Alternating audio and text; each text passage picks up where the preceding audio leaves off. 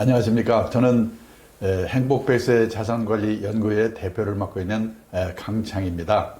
저는 이제 52년 동안 이 금융투자업계에서 쭉 일을 해왔는데요. 최근 한 20년은 투자교육, 노후설계 교육 활동을 하고 있습니다. 이제 이 100세 시대에 퇴직을 하고 후반 인생 30년, 40년 행복하기 위해서는 자산관리를 어떻게 해야 되는가, 그런 내용에 대해서 말씀을 드리는데요.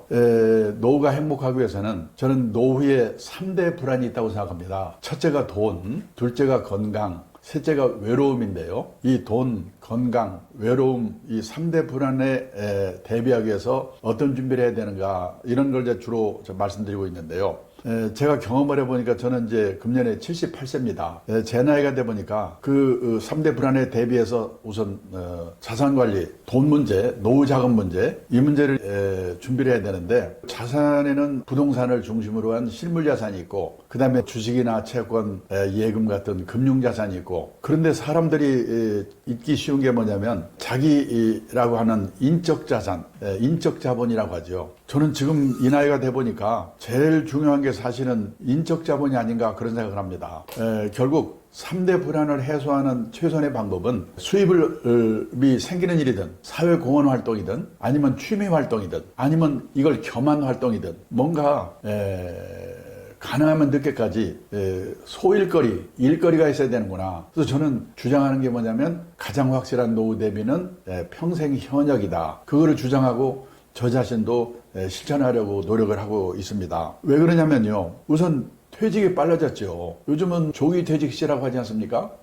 재작년에 취업 컨설팅 업체 잡코리아가 발표한 자료를 보니까 우리나라 40세 이상 직장인이 체감하는 평균 퇴직 연령이 51.8세랍니다. 작년 연말에 제가 했던 회사에서도요, 40대 후반에 명퇴하고 난리였거든요. 그러니까요, 51.8세를 반올림해서 52세에 퇴직했다고 가정합니다. 그리고 83세까지만 산다고 가정하자. 지금 우리나라 남녀 합해서 평균 수명이 83.6세거든요.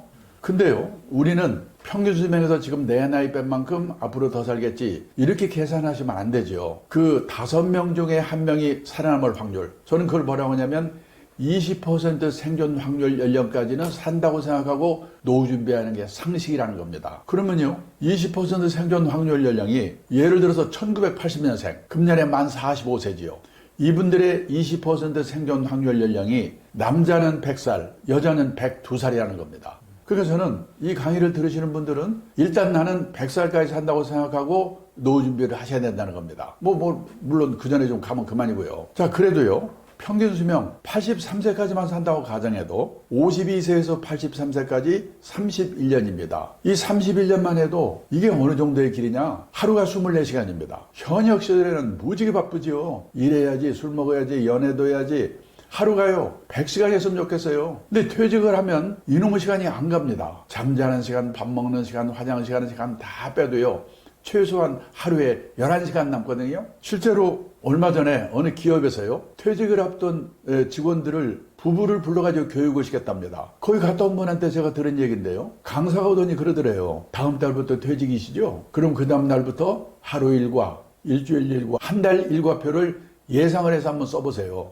이걸 뭐라고 쓸까? 막연히 앉아있는데 마누라는 어떻게 쓰는가? 봤더니 그냥 받자마자 써내려가는데요. 아침에 일어나서 밥하고 빨래하고 청소하고 개모임 갔다 육성에 갔다 딸라지 갔다 줄줄줄 써내려가는데 자기는 10시까지 써놓고 나니까 쓸 말이 없더래요. 남자들이 이래요. 최소한요 11시간 남습니다. 곱하기 365일, 1년이지요. 곱하기 31년. 이게 바로 12만 4,465시간이에요. 그러면 12만 4,465시간이면 이게 어느 정도의 길이냐? 지금 우리나라 직장인들이 1년에 회사 하나 와서 근무하는 시간 연평균 1,901시간입니다. 12만 4,465시간을 1,901시간을 나누면요, 약 65년이 돼요. 느낌상으로는요, 퇴직하고 31년만 해도 현역 시절에 65년에 해당한다. 100살까지를 생각하면 말할 것도 없습니다. 우리는 초등학교 다닐 때 하도 많이 들은 말 있죠? 인생은 짧고 예술은 길다. 아닙니다. 앞으로는 인생도 무지하게 길고 예술도 길다. 그러고 대책을 세워야 된다는 거예요. 그래서요, 선진국에서는 노후에 대비하는 방법이 두 종류로 갈라진다는 겁니다. 열심히 살았는데 유감스럽게 노후 생활비가 모자라는 사람, 그런 사람은 어떻게 살 건가? 제 생각에 우리나라는 유감스럽게도 모자라는 사람이 대부분 70~80%라고 생각합니다. 인생에서 재산이 제일 많을 때가요 50대 퇴직 직전이에요. 그런데요 통계청 자료를 보니까 우리나라 50대 가구의 가구당 평균 총자산이요 6억 1,400만 원이래요. 근데 빚이 있습니다. 요즘 가계부채 많이 많잖아요. 부채가요 평균 1억 300 빼면요 5억 1,100만 원. 이게 순자산 자기자본입니다. 언제 생각하면 50대 후반에 재산이 5억 1,100만 원 있으면 그럭저럭 먹고 살 수가 아닌가 이렇게 생각하시겠죠. 근데 문제는 5억 1,100만 중에서 100만 원 중에서 살고 있는 집값이요 4억 2,700만 원이래요. 얼마나 남습니까? 8,400만 원 남잖아요. 아니 8,400만 원으로 어떻게 30년 40년을 삽니까? 그러니까 주식 사서 튀겨볼까 했다 빵으로 만들거나 동학개미 뭐 난리 났었지 않습니까? 아니면 집을 팔아 살아야 돼요. 근데 그 집이 10년 후 20년 후 내 노후가 됐을 때 도움이 될까? 제가 옛날에 일본에서 근무할 때요 알던 친구가 있는데 도쿄 수도권에 살고 있어요. 28평짜리 아파트에 살고 있습니다. 그 사람들은 집에다가 돈 처발리지 않거든요. 그 아파트를 1984년도에 우리 돈으로 계산해서요 1억 2천만 원에 샀대요. 그 쫙 올라가지고 일본 집값이 제일 비쌀 때가 언제냐면 1991년 일본의 부동산 버블의 피크일 때입니다. 3억 6천만 원까지 올랐어요. 지금 거기 살고 있거든요. 제가 가끔 한 번씩 전화해가지고 지금 너희 집 얼마냐 물어보거든요. 작년 연말에 물어봤더니요 우리 돈으로 한화로 3천만 원 4천만 원에 팔릴지 말지래요. 팔아봤자 1년 생활비가 될까 말까. 그러면 선진국 같으면 재산은 없더라도 최소 생활비 정도는요 연금을 받아 생활하거든요. 우리는 그럴 수 있는 사람이 학교 선생님, 공무원, 군인 출신 그리고 일부 준비한 사람 빼고는 없거든요. 보통 사람이 있는 게 국민연금 하나 정도인데 저도 놀랐는데요. 우리나라 65세 이상 고령자 중에서 국민연금을 받을 나이가 돼가지고 받는 걸 노령연금이라고 그러죠. 노령연금을 몇십만 원에도 받는 사람이요 68%밖에 안 돼요. 더 문제는요 월 수령액이 60만 원 미만이 70%. 한마디로 껌값. 이 국민연금 수령액 평균이 얼마냐면요 65만 원이래요. 100만 원 이상 받는 사람은요 11%밖에 안 돼요. 퇴직연금? 제가 재작년에 퇴직연금 적립된 금액을 가입자 수를 한번 나눠봤더니요 약 1인당 4,800만 원. 개인연금? 가입자도 많지 않지만 계좌 수로 제가 나눠봤더니요 1,800만 원. 두 개 한꺼번에 받아봤자 1년 2년 지나면 다 없어져요. 결국은 남는 게 달랑 집안채인데요. 그게 내 노후에 도움이 될까? 지금요 일본 동해에 가면 신도시, 우리말 하면 분당, 일산 80년대까지만 해도 흥청흥청하던 신도시인데요. 저녁에 가보면 불안도는 아파트가 많아요. 비어있어가지고 일본의 빈집이 2018년에 849만 채라고 하더라고요. 작년 연초에요 900만 채가 됐다고 그러더라고요. 10년 후가 되면 일본 집 3채 중에 한 채가 빈집이 될 거래요. 도움이 안 돼요. 우리나라에 빈집 없는 줄 아십니까? 저 지난주에요 중앙일간지에 일면에 그 우리나라 빈집이 소개가 됐는데요 153만 채가 비어있다고 하더라고요. 그 미분양 아파트까지 포함해서. 시골에 농가주택 비어있는 거? 아닙니다. 대도시 한복판에도 빈집이 생겨요. 도청이 있던 자리가 도청에 딴 데로 옮겨가 버리면 빈집이 생겨요. 요즘은 지방도시도 지난번에 광주를 가보니까요 외곽에 신도시가 생기거든요. 인구는 주는데 그러면 구도심에 있던 젊은 친구들이 글로 이사가고 구도심에는 노인들만 남아있다가 돌아가시면 비는 거예요. 그래서 일본의 빈집이 900만 채가 됐고 10년 후에 3채 중에 한 채가 빈집이 된다는데 지금 우리가 따라가고 있는 겁니다. 도움이 안 돼요. 근데 신문에 텔레비에서는 노후가 편하려면 10억 있어야 되느냐 7억 있어야 되느냐. 저는 신문기자 만날 때마다요 제발 좀 그런 것 좀 쓰지 마라. 우리나라 대부분이 그렇게 안 되는데 그런 기사를 보면 도움이 됩니까? 복통 터지고 초조하지요. 그래서 지금 우리나라에 온갖 사기 사건이 횡행합니다. 부동산 기획 사기, 책방에 가보면 재테크 광풍입니다. 2배를 튀기는 법, 3배를 튀기는 법. 아니 최강원 읽고 2배를 튀길 수 있으면 그 인생이 얼마나 간단하겠습니까? 그런 방법 없죠. 오직 하면 서울에 와서 특파원으로 4년 동안 근무하고 간 일본의 신문기자가 있는데 이 친구가 임기 마치고 자기 나라 돌아가면서 저보고 뭐라고 하냐면요 한국에 와서 4년 동안 근무하면서 보니까 한국 사람들은 돈을 버는 방법, 그 사람을 자산 관리해서 입구 관리라고 표현했어요. 입구 관리에 대해서는 쌍부로 결심이다. 그런데 나이가 60이 돼서 번 돈이 모자란다? 그러면 그 사람은 부자 될 확률이 별로 없죠. 그럼 어떻게 되냐? 맞춰 사는 방법을 배워야 되죠. 또 운 좋게 부자가 됐다? 그러면 아름답게 쓰는 방법. 그 사람을 자산 관리해서 출구 관리라고 표현했어요. 한국 사람들은 입구 관리에 대해서는 무죄결심인데 출구 관리에 대해서는 집에서 가르치냐, 학교에서 가르치냐, 사회에서 가르치냐. 공부가 너무나 안 돼 있다. 이놈이 이러고 가는 거예요. 기분이 얼마나 나쁘겠습니까? 근데요, 일본의 1억 2천만 인구 중에 기독교 인구, 교회 다니고 성당 다니는 사람이 100만 명도 안 되거든요. 1%도 안 됩니다. 우리나라요? 개신교, 캐톨릭 합치면 20몇 퍼센트, 천몇백만 명의 기독교 인구래요. 제가 기독교 비하하려고 하는 거 아닙니다. 저도 기독교인이기 때문에. 근데 여기 2000년 전에 기록된 성경에 보면요, 풍부의 찰줄도 알고 비천의 찰줄도 알고 그때그때 주어진 경제 상황에 맞춰 사는 방법을 배워라. 그런데 천몇백만 명 기독교인들이 이걸 읽었는지 안 읽었는지, 기독교 인구 1%도 안 되는 일본 사람한테 우리가 충고를 드려야 된다? 저는 그게 우리나라의 문제라고 생각합니다. 우리나라 기독교인들이 제일 좋아하는 성경 구절이 밑에 있는 빨간 글자래요. 내게 능력 주시는 자 안에서 내가 모든 것을 할 수 있느니라. 그냥 새벽 기도만 열심히 나가면 만사형통. 근데요, 이게 가능한 거는 평소에 풍부의 찰줄도 알고 비천의 찰줄도 아는 훈련을 미리미리 받아두었기 때문에 이게 가능한 거겠죠. 근데 앞에 있는 염려를 모르고 읽었는지 안 읽었는지 밑에 그만큼 못 매다니까 그 무당이나 똑같은 거죠.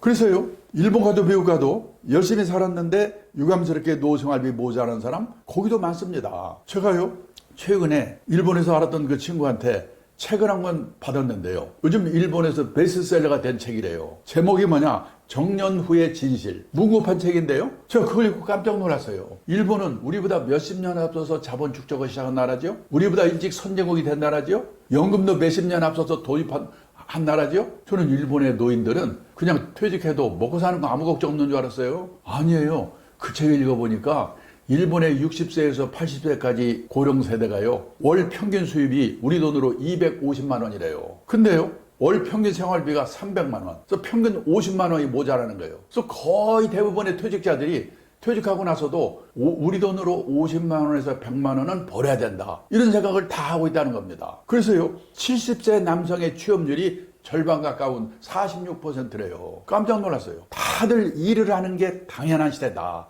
이렇게 생각하는 거예요. 자, 무슨 일 하냐? 엄청난 일이 아닙니다. 아파트 관리인, 일본에서도요, 아파트 관리인 이거 하려고 경쟁률이 50대 1이에요. 50대 1. 가사 대행 서비스, 가사 도우미예요. 제 친구는 사장인데요. 그 딸이 40대 후반에 대학 나온 애인데요. 요즘 애 둘을 키우기 위해서 회사를 퇴직했대요. 근데 퇴직하고 나서 간호사 자격을 받는 전문학교를 다녔답니다. 그래서 대학 나온 애가요, 간호사 자격을 따로 받은 거예요. 근데 지금 일본에는요, 방문개호라고 해가지고, 개호는 우리말로 말하면 간병, 돌봄 이런 뜻이거든요. 경제력 있는 노인들이 혼자 아니면 둘이 사는 집에 가가지고 주사도 놔주고 건강 체크해주고 간단한 집안일 도와주고 그런 일의 수요가 폭발적으로 늘고 있는 거예요. 그거에서 돈 벌고 있어요. 사장 딸이고 대학 나왔는데. 중요한 거는 이런 일을 하면서도 쪽팔려 하지 않고 이런 일을 하는 사람을 우습게 보지 않고, 또 하나 일본에요, 중요한 일자리 중에 하나가 뭐냐면 노노케어, 노인이 노인을 부양하는 거예요. 일본에요, 요양시설에 가보면은 간병인이 부족하기 때문에 앞에 뭐라고 붙어있냐, 60대, 70대, 심지어 80대까지 건강한 시니어를 환영합니다. 와서 일하세요. 이런 일자리가 그렇게 또 많은 거예요. 그리고요, 스팟 아르바이트. 뭐냐? 인터넷 등록을 해놓으면요, 연락이 와요. 내일 오후 3시부터 6시까지 3시간 동안 여기서 아르바이트 할 사람 모여라. 등록하면요, 가서 3시간 일하죠. 끝나면 딱 그 아르바이트 한 돈을 준대요. 얼마나 그게 활성화되어 있냐면, 그거를 어레인지하는 회사가 일본 동경증권거래소의 상장회사래요. 그러니까 그런 식의 일들을 다들 뭔가 일을 하면 또 폼나고 엄청난 일을 해야 된다고 생각하는데, 그런 게 아닙니다. 그래서 한 달에 100만 원 정도만 벌자, 이런 생각을 갖고 있는 거예요. 저는 앞으로 남의 얘기합니다. 우리나라도 그렇게 가고 있다고 보거든요. 근데 그동안에 우리나라는요, 일도 없지만은 하고 싶어도 체면, 남의 눈 때문에 어려웠거든요. 그런데 요 몇 년 전부터 우리나라도 무섭게 바뀌고 있어요. 제가 얼마 전에 택시를 타고 가는데 기사분이요, 60이 넘는 분인데요, 외국 회사에 서울 사장을 했대요. 사장할 때는 기사 딸린 고급 승용차에 부인은 사모님 소리 듣고 폼 잡고 다녔대요. 이분이 대단한 게요, 사장을 끝내자마자 목표로 세웠는데, 나는 3년 이내에 개인 택시 받을 자격을 갖자. 그러려면 영업용 택시를 3년 무사고 운전해야 된대요. 근데 그분이 1년 8개월 됐다고 하더라고요. 제 직장 후배 한 분은요, 여성인데 좀 70이 넘었거든요. 요즘 가족이 아프면 요양보호사 자격을 따가지고 간병하면 돈을 받거든요. 자기 어머니를 간병했답니다. 돌아가셨어요. 누가 오더니 요 자격증 있고 성실하니까 다른 분을 좀 도와달라. 90 넘은 할머니를 도와드리고 있는데요. 마음이 맞아서 그런지 모르지만은 너무나 보람있고 돈도 받고 좋다고요. 옛날 직장 동료 후배들에게 일일이 전화해가지고 빨리 너 요양보호사 자격증 따라고 권유하고 있어요. 그게 제 귀에까지 들어왔으니까 우리나라도 그런 세상으로 가고 있습니다. 그렇게 살다 보니까 60이 돼서 먹고 살 걱정을 하게 됐다. 유감스럽게도 운전하는 그런 분이 20-30%밖에 안 되는 것 같아요. 그러면 그분들은 퇴직도 했고 먹고 살 걱정도 없으니까 그냥 놀고 먹으면 되는가? 아닙니다. 특히 도시에 사는 사람일수록 퇴직하고 소일거리가 없어서 미치거든요. 요즘 서울 시내 1류 호텔에 헬스클럽 한번 가보면은 왕년에 장관, 차관, 사장 했던 사람 다 모여있어요. 거기서 오전 시간 때우고 오후에 커피숍 와서 얼마 전에 정부 고관에 있던 제 친구가 있는데 저녁 먹다 뭐라고 하냐면 자기는 아침에 잠에서 깨면 침대에서 내려오기 전에 오늘은 뭐 할까? 그 생각부터 해놓고 그때 내려온대요. 하루 이틀도 아니고 30년, 40년 그렇게 살아보세요. 환장합니다. 그래서 선진국에서는 퇴직하고 먹고 살 걱정하는 사람 뭐 하는가? 취미활동 절반, 봉사활동 절반이면서 약간의 용돈벌이 하는 일, 이런 일들을 한다는 거예요. 그 대표적인 게 여기 있는 NPO 활동이거든요. 민간 비영리 조직. 우리나라에 NGO가 많죠. NGO는 비정부 기구의 뜻이에요. NGO도 넓은 의미의 NPO에 포함이 되거든요. 미국 가면요 200만 개 정도의 NPO가 있어요. 그런데 가서 퇴직하고도 보람있게 일을 합니다. 뭐 노인들 돌봐주는 거, 애들 교육시키는 거, 지역사회 개발 뭐 이런 식의 일을 합니다. 그리고 현역실 같으면 100을 받았을 텐데 한 30 내지 40 정도만 받는 거예요. 먹고 살 걱정은 없는 분들이니까. 그러면요 60 내지 70은 사회공헌 활동. 요즘 우리나라에도 유행하는 재능 기부지요. 그리고 30 내지 40은 용돈벌이. 아주 공짜는 또 재미가 없거든요. 그래서 미국에서는요, 이 NPO에서 일하는 사람도 다 취업 인구에 포함을 시킨대요. 제가 몇 년 전에 통계를 보니까 미국 전체 취업 인구의 10% 정도가 이 200만 개 정도의 NPO에서 일하는 사람들이래요. 지금 우리나라도 그런 세상으로 가고 있거든요. 나는 퇴직하고 뭘 해볼까? 그거를 젊은 시절부터 미리미리 생각해보고 준비를 해야 된다는 거예요. 우리가요, 인생을 살아가면서 정년을 3번 맞이한다고 합니다. 첫 번째가 고용정년. 보통 해서 55세인가요? 근데 아직도 몸이 쌩쌩해. 그래서요, 이 뭔가 허드렛 일이라도 사회공헌 활동이라도 또는 취미 활동이라도 자기가 정해서 하는 일의 정년이 있습니다. 그리고 마지막으로 하나님이 불러가는 정년, 인생 정년이지요. 고용 정년, 일의 정년, 인생 정년. 이 3번의 정년을 어떻게 맞이할 것인가. 이런 준비를 하고 사는 게 재테크보다 훨씬 더 중요하지 않을까. 앞에서 제가 말씀드렸죠. 노후의 3대 불안, 돈, 건강, 외로움. 이 3대 불안을 해소하는 최선의 방법이 돈이 되는 일이든 사회공헌 활동이든 취미 활동이든 그걸 겸한 활동이든 소일거리가 있어야 된다. 그래서 여기까지 결론은 가장 확실한 노후 대비는 재테크가 아니고 평생 현역이다. 돈이 있으면 있는 대로, 없으면 없는 대로. 제가 어느 강의장에서 이 말을 끝냈더니요, 한 남자분이 벌떡 일어나더니, 아니 왜 남자들한테만 일을 하고 난립니까? 점심 대신에 음식점에 한번 가보세요. 맛있는 거 여자들이 다 먹고 있고, 헬스클럽 한번 가보세요. 땀 뻘뻘 운동하는 건 여자들인데 왜 남자들한테만. 제가 어떡하라는 거예요. 사실은 여성분들이 잘 생각해 보셔야 돼요. 긴 후반 인생이 부부가 화목하기 위해서는 남편분이 돈이 되든 안 되든 소일거리를 갖도록 도와줘야 되거든요. 아까 외국회사 사장했다는 그분이요, 마지막에 서글픈 얘기를 하더라고요. 자기가 그런 일 하니까 주위 사람들이 너 참 대단하다, 칭송이 자자한데 정작 자기 부인, 자기 딸이 동네 창피해가 그런 건다고. 자기 인생을 헛살았다고 서글프다고 하더라고요. 가족이 도와주지 않고는 어렵거든요. 또 남자분들은요, 고생하다가 꼴 보시는 사람 참아가면서 일하다가 퇴직해서 집에 갔더니 요즘 뭔가 조롱거리의 대상이 되고 있잖아요. 삼식이 같다고 영식이 같다고. 그런 말 들으면 뿔따고 나죠. 우울증 걸립니다. 근데 그것도 생각을 하나만 바꾸면 되는 게 뭐냐면, 다들 내 마누라만 나한테 야속한 것 같죠? 내 마누라만 그런 게 아니라 대한민국 마누라가 다 똑같다. 대한민국 마누라만 그런 게 아니라 세계 마누라가 다 똑같다. 그러면요, 대책을 내가 세워야 돼요. 그 증거를 하나 보여드리겠습니다. 일본의 오가와 유리라고 은퇴 전문가가 있는데요, 한 달에 한 번씩 에세이를 보내주는데, 얼마 전에 보내온 에세이의 제목이 뭐냐, 일본에서 은퇴 남편 인기 1번. 어떤 남자가 퇴직하고도 인기가 짱인가. 요리 잘하는 남편, 건강한 남편, 싹싹한 남편, 집안일 잘 도와주는 남편. 그 안에 답이 없어요. 낮에는 집에 없는 남편이래요. 다 똑같아요. 지금 우리나라는 약과입니다. 이웃나라 일본은 지금 더 난리예요. 많은 분들이요, 요리는 중국 요리가 최고고 마누라는 싹싹한 일본 마누라가 최고라고 침 흘리는데요, 천만의 말씀입니다. 지금 일본의 가정주부들이요, 전업주부들이 남편이 퇴직하고 집에 있으니까 남편 재택 스트레스 증후군이라게 생겼어요. 증세가 뭐냐? 우울증, 고혈압, 천식, 공황장애, 암공포증, 십이장계양, 키친드링크, 주방에서 홀짝홀짝 마시는 거. 우리나라는 여기까지는 안 갔잖아요.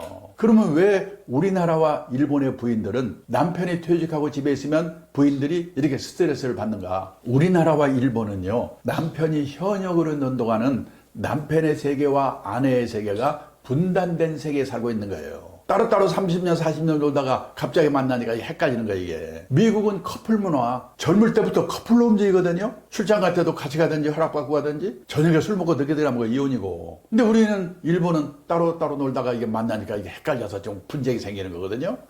그래서 일본의 가정주부들은 다들 전업주부인데도 40대 후반이 되면요, 애들 교육 손에서 떼거든요. 거의 대부분 부인들이 뭔가 사소한 일이라도 아르바이트를 하는 거예요. 그래서 남편은 남편대로, 아내는 아내대로 낮 시간 동안은 자기만의 시간을 갖기 때문에 그런 문제들이 해소가 된다는 겁니다. 지금 우리도 그런 세상으로 가고 있거든요.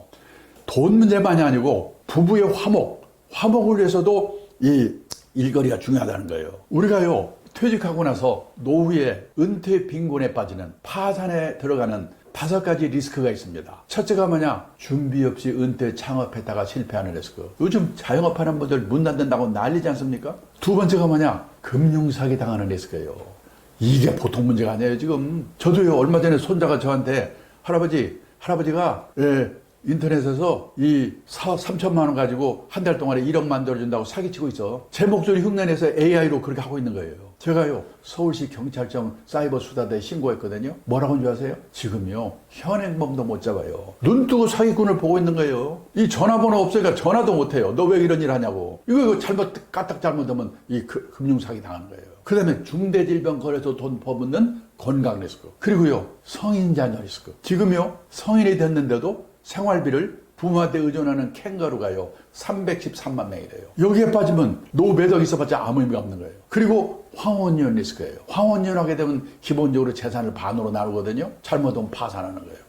근데 지금 우리나라에 황혼이혼이 늘고 있는데요. 우선요, 1970년대만 해도 연평균 이혼 건수가 15,000건 정도였거든요. 이게 2023년에는 92,000건. 옛날에 우리 어머니 세대들은 결혼해서 실망을 하면 팔자라고 생각하고 희망을 버렸는데, 요즘 여성들은 결혼해서 실망을 하면 남편을 버린답니다. 근데요, 옛날에는 결혼해서 4년 이내에 아이고 실수했구나, 신혼이혼의 비율이 높았거든요. 근데 2023년에는 결혼해서 20년 이상 된 소위 말하는 중년 황혼이혼의 비율이요, 1990년도만 해도 전체 이혼 건수의 5%밖에 안 됐는데 2023년에는 36%.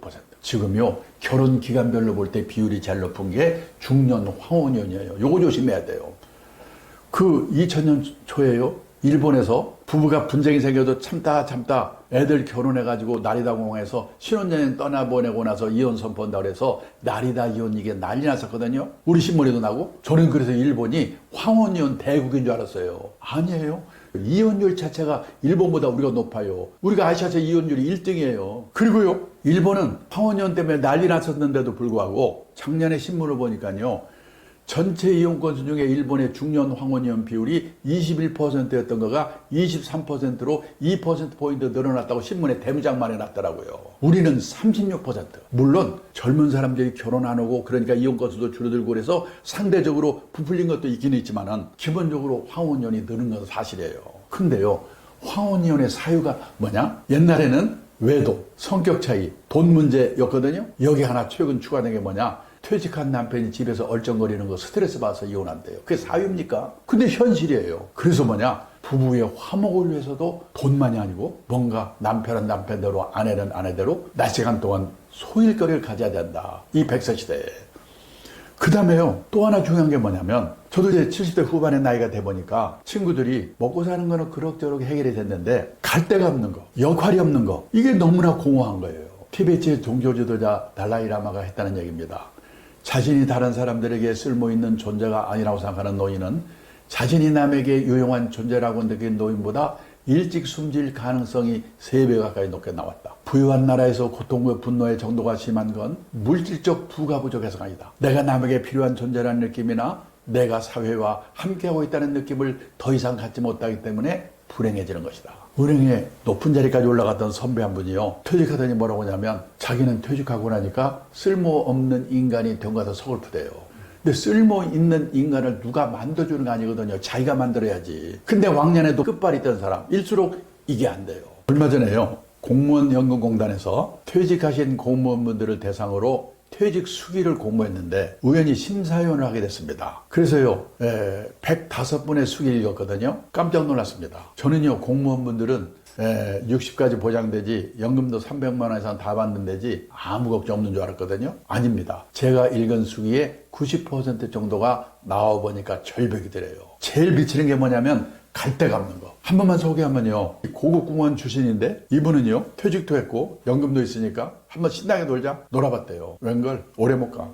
3개월 놀았더니 미치겠더래요. 아침에 일어나면 마누라 눈치가 보이는데 저놈 인간은 오늘 또 안 나가나? 놀래가지고 동네 도서관에 갔더니 신문 한 장 보려고 쟁탈전이 벌어지는 거예요. 아이고, 꼴보기 싫어. 취직해야지. 그래서 원서를 여기저기 돌렸는데 준비가 안 돼가지고 면접 보러 오라는 데도 없어요. 근데 오늘 한 군데서 면접 보러 오라고 연락이 왔더래요. 놀래서 봤더니 요즘 많이 생기고 있습니다. 주간 노인 보호센터. 아까 말씀드렸죠, 일본도 우리나라도 젊은 영올드가 올드 더 나이 든 노인들을 돌봐주는 게 큰 일거리거든요. 노노 케어라고 그래요. 이분이 합격을 해가지고요, 하루에 5시간에서 6시간 일을 한대요. 아침에 자동차로 노인들 모셔다가 센터에 가서 돌봐주고 놀아주고 그러는 거예요. 장기도 두고 바둑도 두고 노래도 부르고. 이분이 싹싹한가 봐요. 또 시골에 노모가 혼자 계신데 혼자 계신 노모를 생각해서 내가 이분들한테 잘해줘야지 막 인기 짱이에요. 근데 요즘요, 주간 노인 보호센터가 여기저기 생기면서 노인들이 삐치면 다른 데로 가버린대요. 돈이 안 되잖아요. 근데 그 센터는 그분 때문에 다른 데서 온답니다. 유명인사가 됐어요. 그래서 한 달에 월급 얼마 받냐? 월급을 70만 원 받고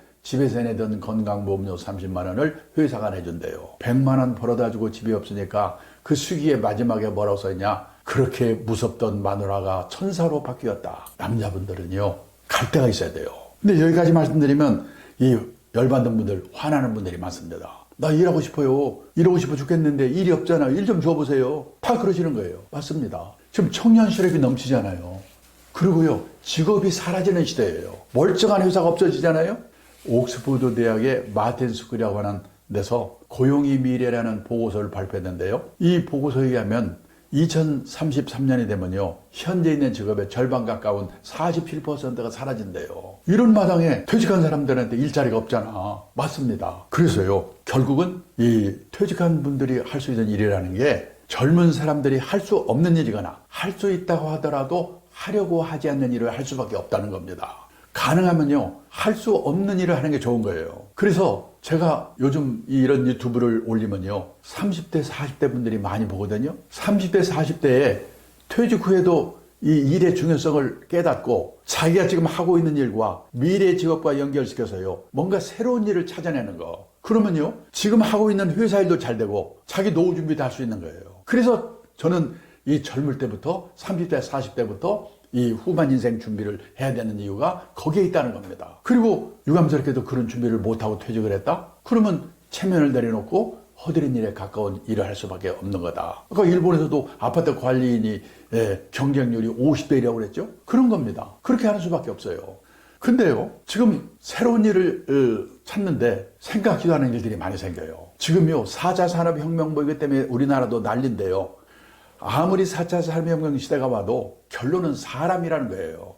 사람이 만들고 사람이 입력하고 사람이 느낀다는 거예요. 다만 미래가 완전하게 보장되어 있는 게 아니다. 수많은 일자리가 사라지고 또 생겨난다는 거예요. 그래서요, 다시 말씀드리지만은 퇴직 후의 일자리는 젊은 세대가 할 수 없는 일이거나 할 수 있다고 하더라도 하려고 하지 않는 일을 할 수밖에 없다. 그런 의미에서 저는요, 창직의 시대가 오고 있다고 얘기를 하는데요. 그 우리나라에 정식 등록된 직업의 수가 2020년만 해도요, 17,000개 정도였는데 이게 그때 일본은 25,000개, 미국은 36,000개. 지금요, 생각지 않은 일들이 많이 생기거든요. 아이패드 화가, 반려동물 장의사, 인터넷 장의사. 저는요, 인터넷 장의사가 뭔가 했더니 과거 흔적 지워주는 거래요. 정리 컨설턴트.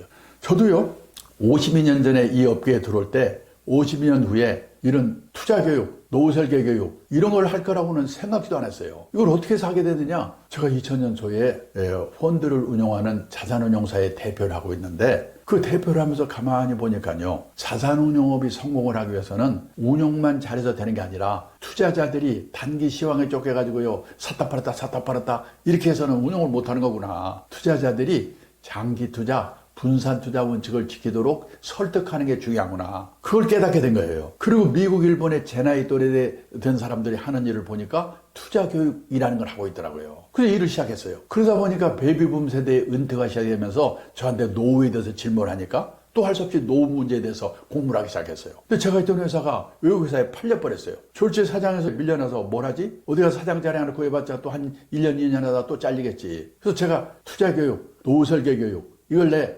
평생의 라이프워크로 해야 되겠구나. 그래서요, 제가 한 금융회사의 회장님한테 제안서를 했어요. 당신네 금융그룹에서 투자교육연구소를 만들게 되면 이런 좋은 점이 있을 거다. 근데 그분이 일주일에 만났더니 하자고 그래가지고 제가 그 회사에서 9년 동안 일을 했습니다. 65세가 돼가지고 그 회사를 나와가지고 요즘 1인 기업 1인 연구소 시대거든요. 제가 1인 연구소를 만들어서 1년 반쯤 하고 있는데 또 다른 트러스이라는 회사에서 그 밖에서 하지 말고 우리하고 같이 하자고 들어가서요. 한 8년쯤 같이 그거 하다가 제가 2년 전에 다시 나와서 행복백세 자산관리연구에 또 1인 기업만 연구소 만들어가지고 지금 이 일을 하고 있는 거예요. 그래서 저는요, 이 평생 현역을 하는 사람들의 공통점이 뭔가를 이렇게 보니까 중요한 게 뭐냐. 이 평생 현역이 왜 중요한가에 대한 인식이 확고한 거예요. 일의 중요성을 깨달은 거. 그런 일이 중요해요. 그리고요, 환경이 계속 바뀌거든요. 자기만의 주특기를 살릴 수 있는 일을 찾기 위해서 끊임없이 노력을 하고 자기 브랜드를 만들어야 돼요. 다른 사람과 차별화시키기 위해서. 제가 78세의 나이인데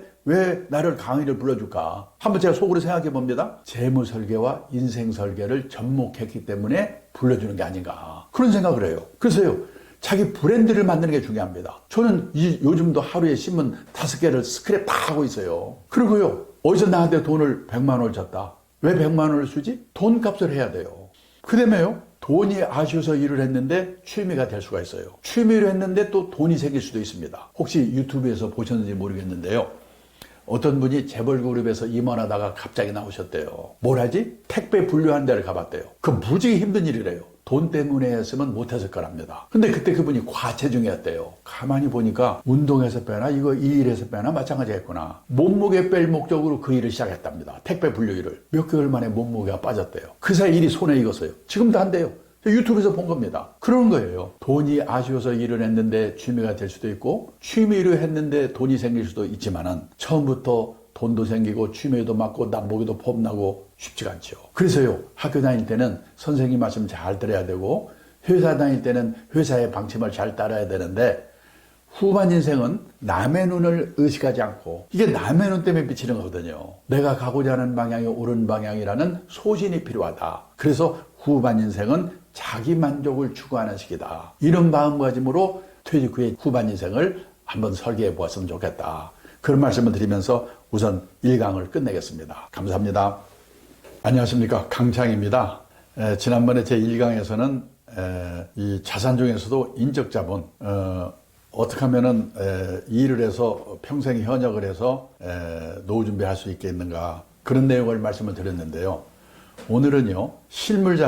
실물자산의 대표인 부동산에 대해서 말씀을 좀 드려보기로 하겠습니다. 얼마 전에요. 한국은행에서 주요국의 물가, 구매력 평가 환율 기준으로요. 가구당 순자산을 계산해서 발표했는데 저는 깜짝 놀랐습니다. 우리나라의 가구당 순자산이요. 62만 달러, 8억이 넘어요. 아무리 물가를 감안했지만은. 근데요. 이웃나라 일본이 52만 달러. 믿어지십니까? 일본이 우리보다 몇십 년 앞서서 자본 출적을 시작한 나라고 우리보다 일찍 선진국이 된 나라인데요. 가구당 순자산이 우리가 일본보다 많습니다. 부자예요. 저는 그 일본은 가족 수가 많아서 그런가? 그럼 1인당으로 계산해 봤어요.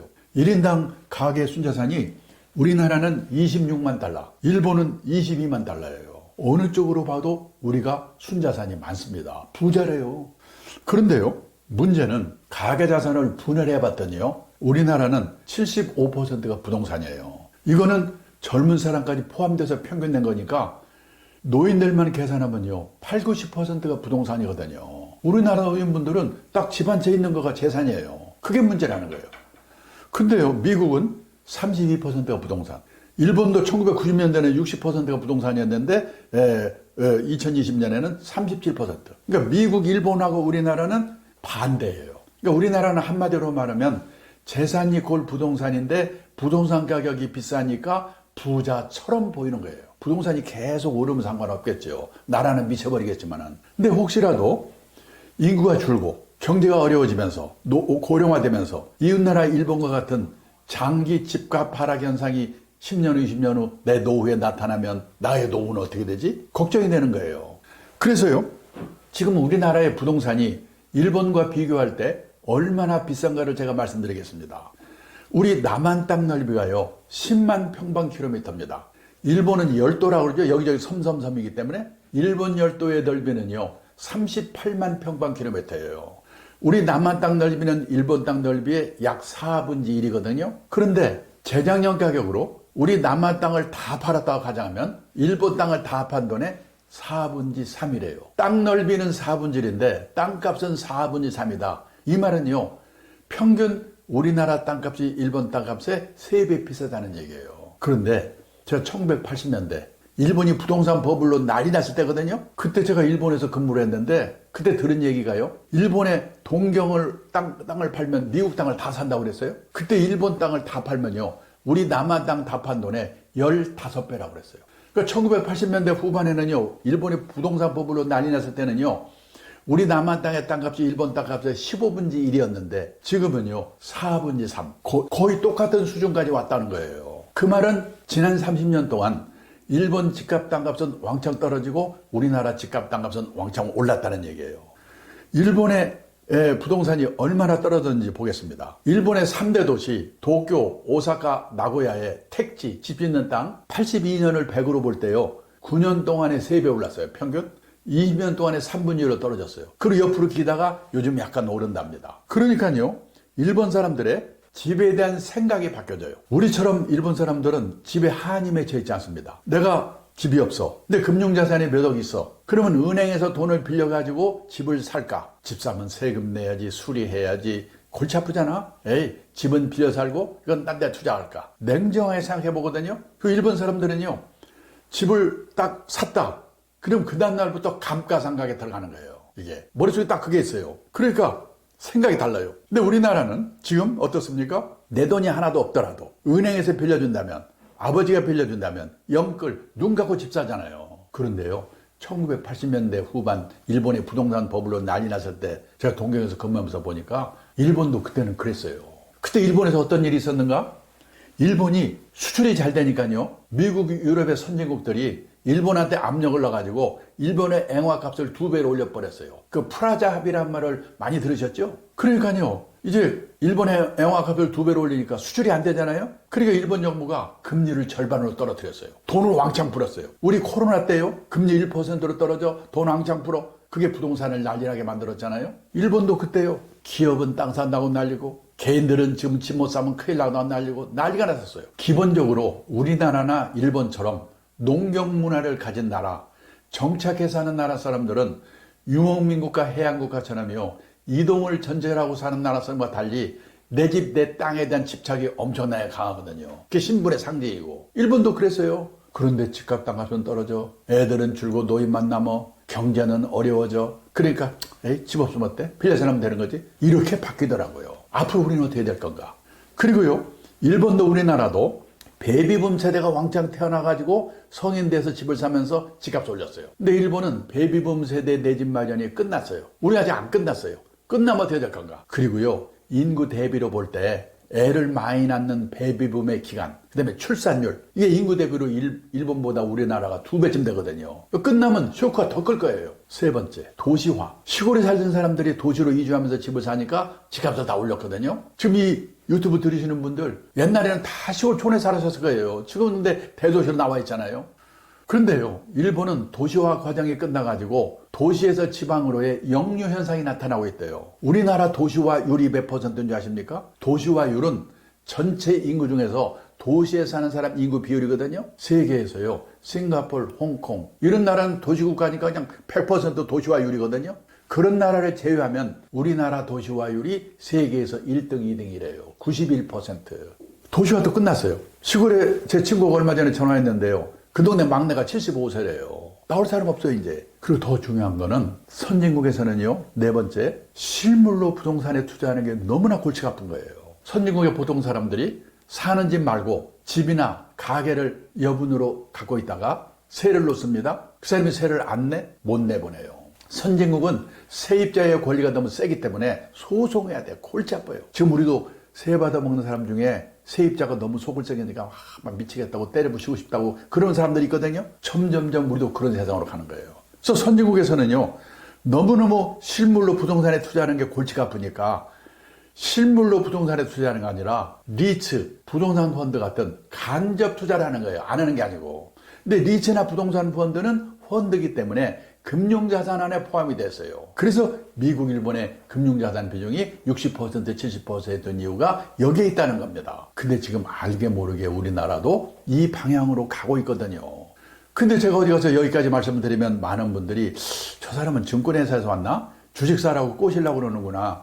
그러니까 부동산 안 된다고 해놓고 보나마나 막판에 가면 주식 사라고 할 거야. 그런 표정들을 짓거든요. 아닙니다. 제가 함부로요, 금융가을 내년 봄에 어떻게 부동산이 됩니다. 함부로 말했다 큰일 나요. 요즘 유튜브 보시죠? 금년에 부동산이 난리 난대요. 난리 난다는 말은 오른다는 말입니까? 떨어진다는 말입니까? 들어가 봐야 알아요. 어떤 분은 난리 난다고 그러고 폭등한다고 그러고 어떤 분은 난리 난다고 그러고 폭락한다고 그러고 함부로 예측 못해요. 저는요, 뭐 부동산을 사세요 파세요 이 말할 능력도 없고 자신도 없습니다.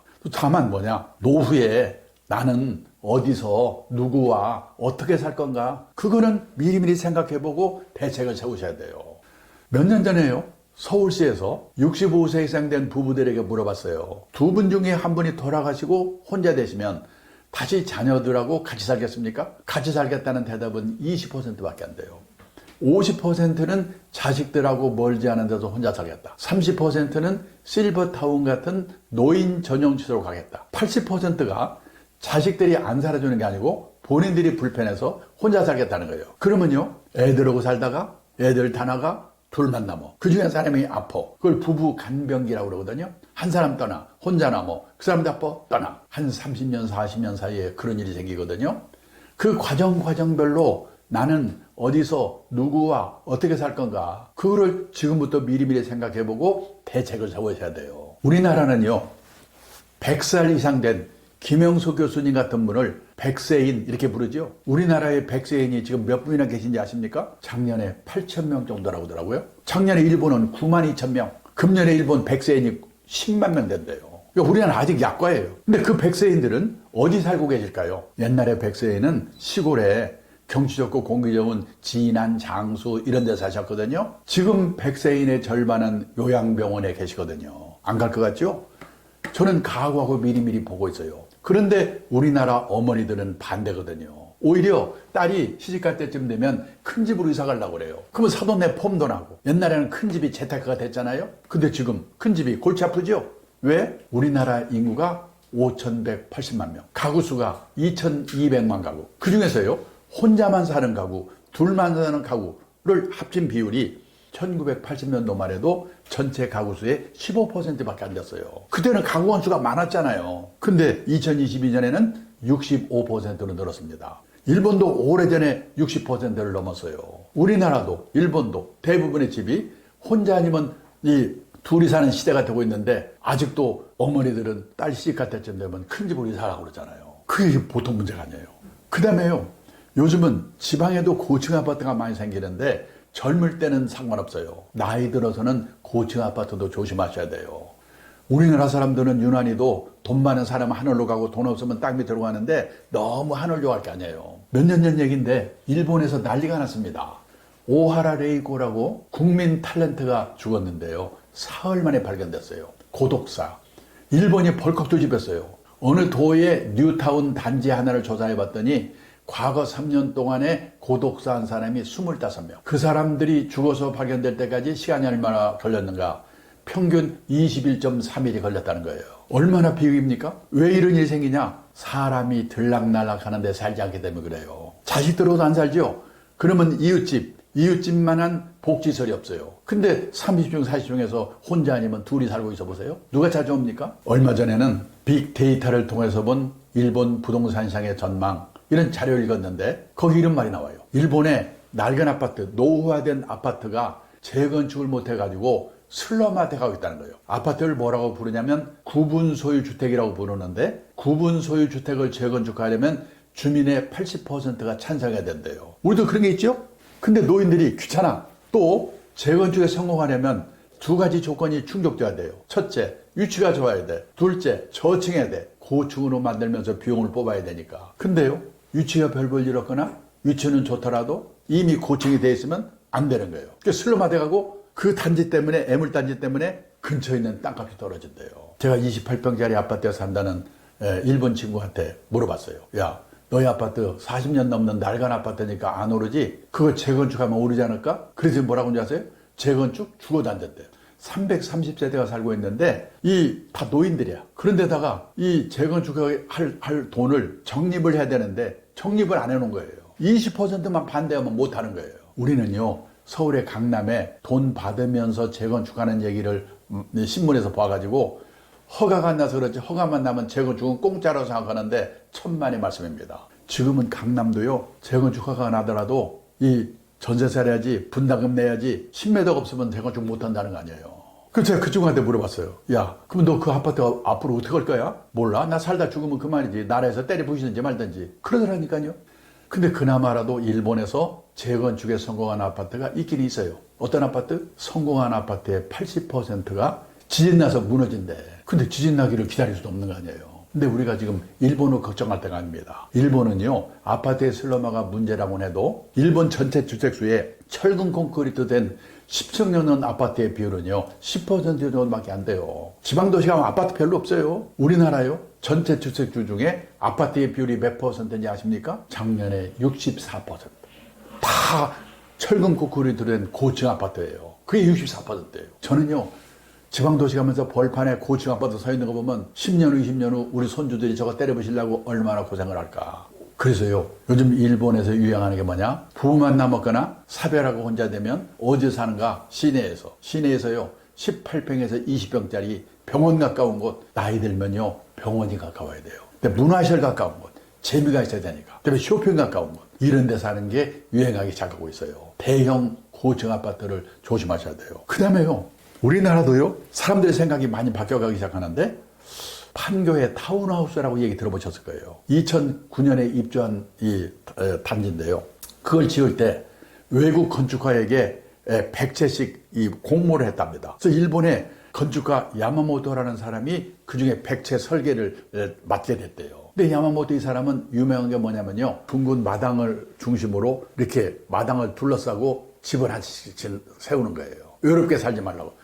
외로우니까. 그걸로 유명한 사람이에요. 그러니까 이 사람이 한국의 판교의 타운하우스 짓기 위해서 100층 설계권을 얻었으니까요. 그래서 한국에 와서 한국의 주택 사정을 야마모토 건축가가 살펴봤더니, 원래 한국의 전통 가옥도 외부에 개방된 부분과 사생활을 지키는 부분으로 나뉘어 있었다. 사랑방. 그런데 그런 주택이 사라지고 모두 밀실 같은 주택이 됐다. 고령화 시대, 1인 가구 시대에 그런 밀실 같은 주택은 더는 바람직하지 않다. 그래서 이 사람이요, 주택 현관 사방을 유리로 설계해버렸어요. 밖에서 보이잖아요. 밀실에 익숙해 있는 사람들이 너무나 어색하잖아요. 처음에는요 100채 중에서 분양이 10채밖에 안 됐대요. 우리는 망했다, 난리 났습니다. 근데 몇 년 사이에 그게 다 분양이 됐어요. 그 들어가서 한 사람이 10년을 살아보니까 이 고령화 시대, 1인 가구 시대에 이웃과 함께하는 삶이 너무나 행복하더라. 그래서 작년 연말에 12월 달에 중앙일간지에요, 이 건축가를 불러서 파티를 했다는 기사가 일면으로 났었어요.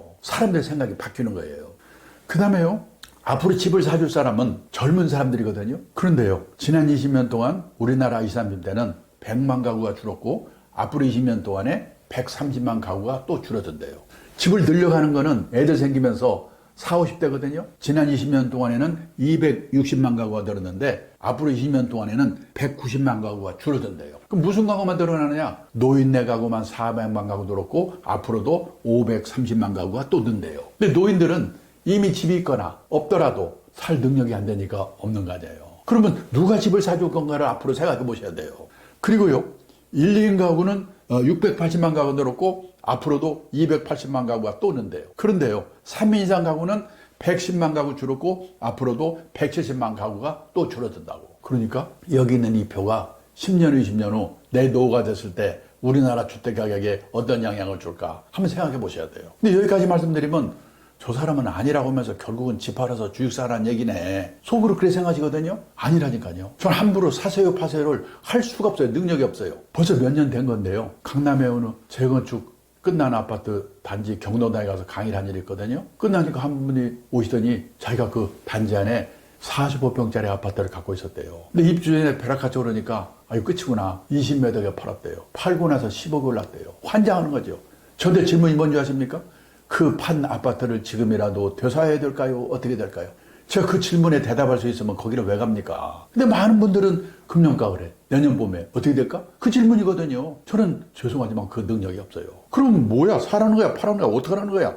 사고 팔고는 알아서 하시더라도 원칙만은 지키십시오. 그래야지 주택빈곤, 하우스푸어가 안 됩니다. 원칙이 뭔데? 투자라고 하는 것은 리스크가 따르는 것입니다. 따라서 재산이 한 곳에 집중되어 있으면 안 됩니다. 갖고 계신 재산이 100% 부동산에 몰빵되어 있으시다면 그 부동산이 오를 때 오를 망정 우선 10% 20%라도 금융자산을 가지세요. 그리고 나이가 들어가면서 금융자산의 비중을 높여가셔야 됩니다. 환갑 나이쯤 되면요, 선진국 수준까지는 못 가더라도 부동산하고 금융자산 비중이 반반 정도는 돼야 된다. 그래야 오르든 떨어지든 주택빈곤, 하우스폰은 안 된다. 그 옛날처럼 과도한 부채를 안고 집 사는 거는 조심해야 된다. 이 말씀밖에 드릴 수가 없어요. 그럼 어떤 분이 그러실 거예요. 나는 살고 있는 집 한 채 5억짜리 아파트 한 채밖에 없는데 그걸 팔고 길가에 나갈 수도 없고 반 쪼갤 수도 없고 어떻게 구조조정합니까? 그런 분은요, 그 아파트를 맡기고 주택연금을 받으시면 돼요. 70세부터 그러면 아마 120만 원씩 받으실 수 있을 거예요. 그리고 세상 떠날 때 남으면 자식한테 주고 모자라면 땡이에요. 그리고 몇 년 후 돌아갈 때 주기로 하고 파는 거니까 구조조정이 된 거예요. 그렇게라도 하셔야 된다는 겁니다. 이게 제가 말씀드리고 싶은 부동산과 관련된 얘기입니다. 뭐냐? 부동산 불패 신화에서는 벗어나야 된다. 게 결론입니다. 일단 여기서 이번 강의는 끝내겠습니다. 감사합니다. 안녕하십니까, 강창입니다.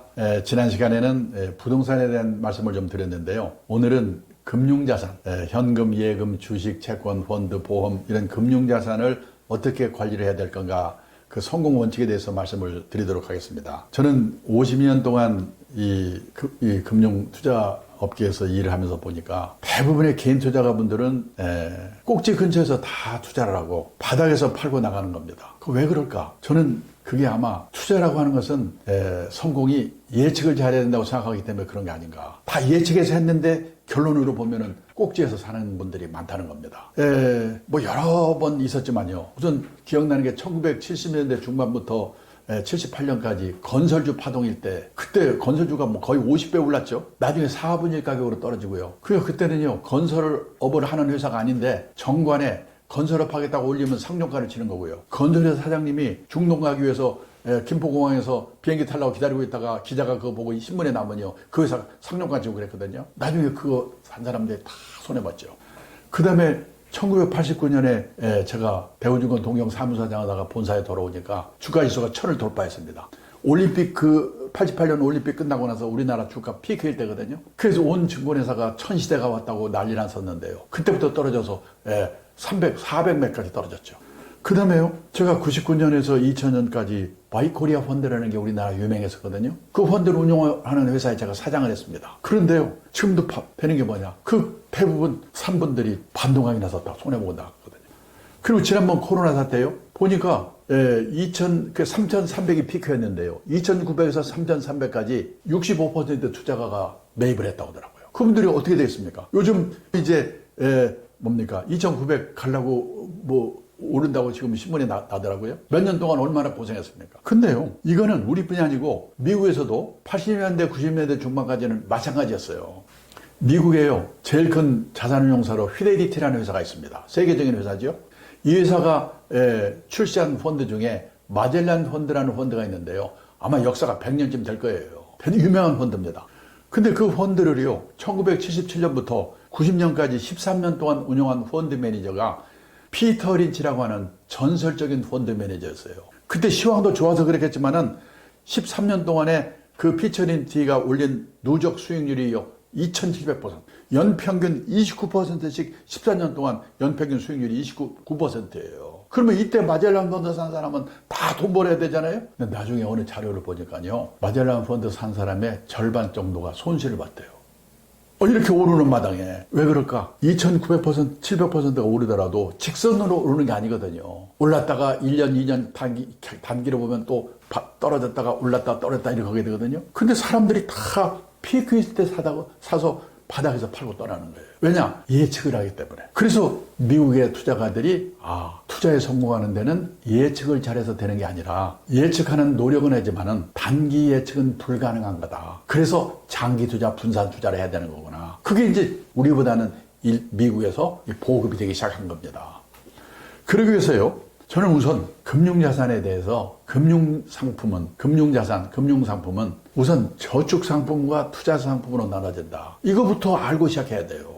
이게 미국의 중학교 책에 나오는 거예요. 저 미국에서는요, 중학교만 제대로 졸업하면 저축과 투자가 어떻게 다른지 이건 다 알고 있어요. 근데 우리나라는 학교에서 이런 걸 배운 일이 없기 때문에 대학을 졸업해도 저축해서 돈 모으자, 투자해서 돈 모으자, 뜻이 비슷한가 보다 이렇게 생각을 합니다. 아닙니다. 상반된 개념을 갖고 있어요. 저축의 뜻이 뭐냐? 아껴서 모으다. 우리가 은행에 예금하는 거, 지급액이 확정된 보험에 드는 거, 지급액이 확정된 연금에 드는 거, 이거를 저축상품이라고 그래요. 이 저축상품을 사시면 늘어나는 속도는 느리지만 원금이 깨지는 법이 없어요. 왜? 금융기관이 운영의 결과를 책임져 주기 때문에. 그러니까 귀찮으시면요, 예금처럼 갖다 맡기면 책임져 주는 상품은 저축상품, 주식이나 펀드처럼 책임 안 주는 상품은 투자상품. 이거라도 알고 계셔야 돼요. 그러면 어떤 돈으로 예금, 저축을 해야 되느냐? 단기간 내에 써야 될 돈. 원금 깨먹으면 절대 안 되는 돈. 이건 눈 감고 예금해야 돼요. 6개월 후에 딸 시집 보내려고 혼수자금을 5천만 원 마련했습니다. 근데 주가가 살살 오르니까 누가 오더니 지금 주가 오르는데 6개월 남았지? 살 시집 보내려면 그 사이에 주식 한번 사서 튀겨서 시집 보내면 어때? 그 말도 그 튀기려고 넣었다가는 딸 시집 못 보내요. 그건 아깝더라도 그냥 예금에 딱 묻어둬야 돼요. 그러면요, 이 투자에서는 뭐냐? 가능성을 믿고 자금을 투하하다. 가능성을 믿은 대로 되면 돈을 벌어요. 믿은 대로 안 되면 깨먹어요. 이게 투자예요. 투자 상품이 뭐냐? 대표적인 게 주식, 채권, 선물, 옵션, 펀드, 보험 중에서도 변액보험, 연금 중에서도 변액연금. 이건 잘하면 돈을 벌어. 잘하면 원금도 깨먹어. 리스크가 따르는 상품. 이게 투자 상품이에요. 근데 이 강의를 들으시는 분 중에 이 변액보험, 변액연금 없던 분이 분명히 몇 분 계십니다. 더 문제는요, 자기가 들었는지 안 들었는지 모르는 분이 더 많아요. 이게 우리나라의 문제예요. 제가요, 몇 년 전에 집에 가니까 제 아내가 보험을 좋은 거 들었다고 저한테 그러는 거예요. 그래서 제가 꼬치꼬치 물어봤더니 변액보험을 들었습니다.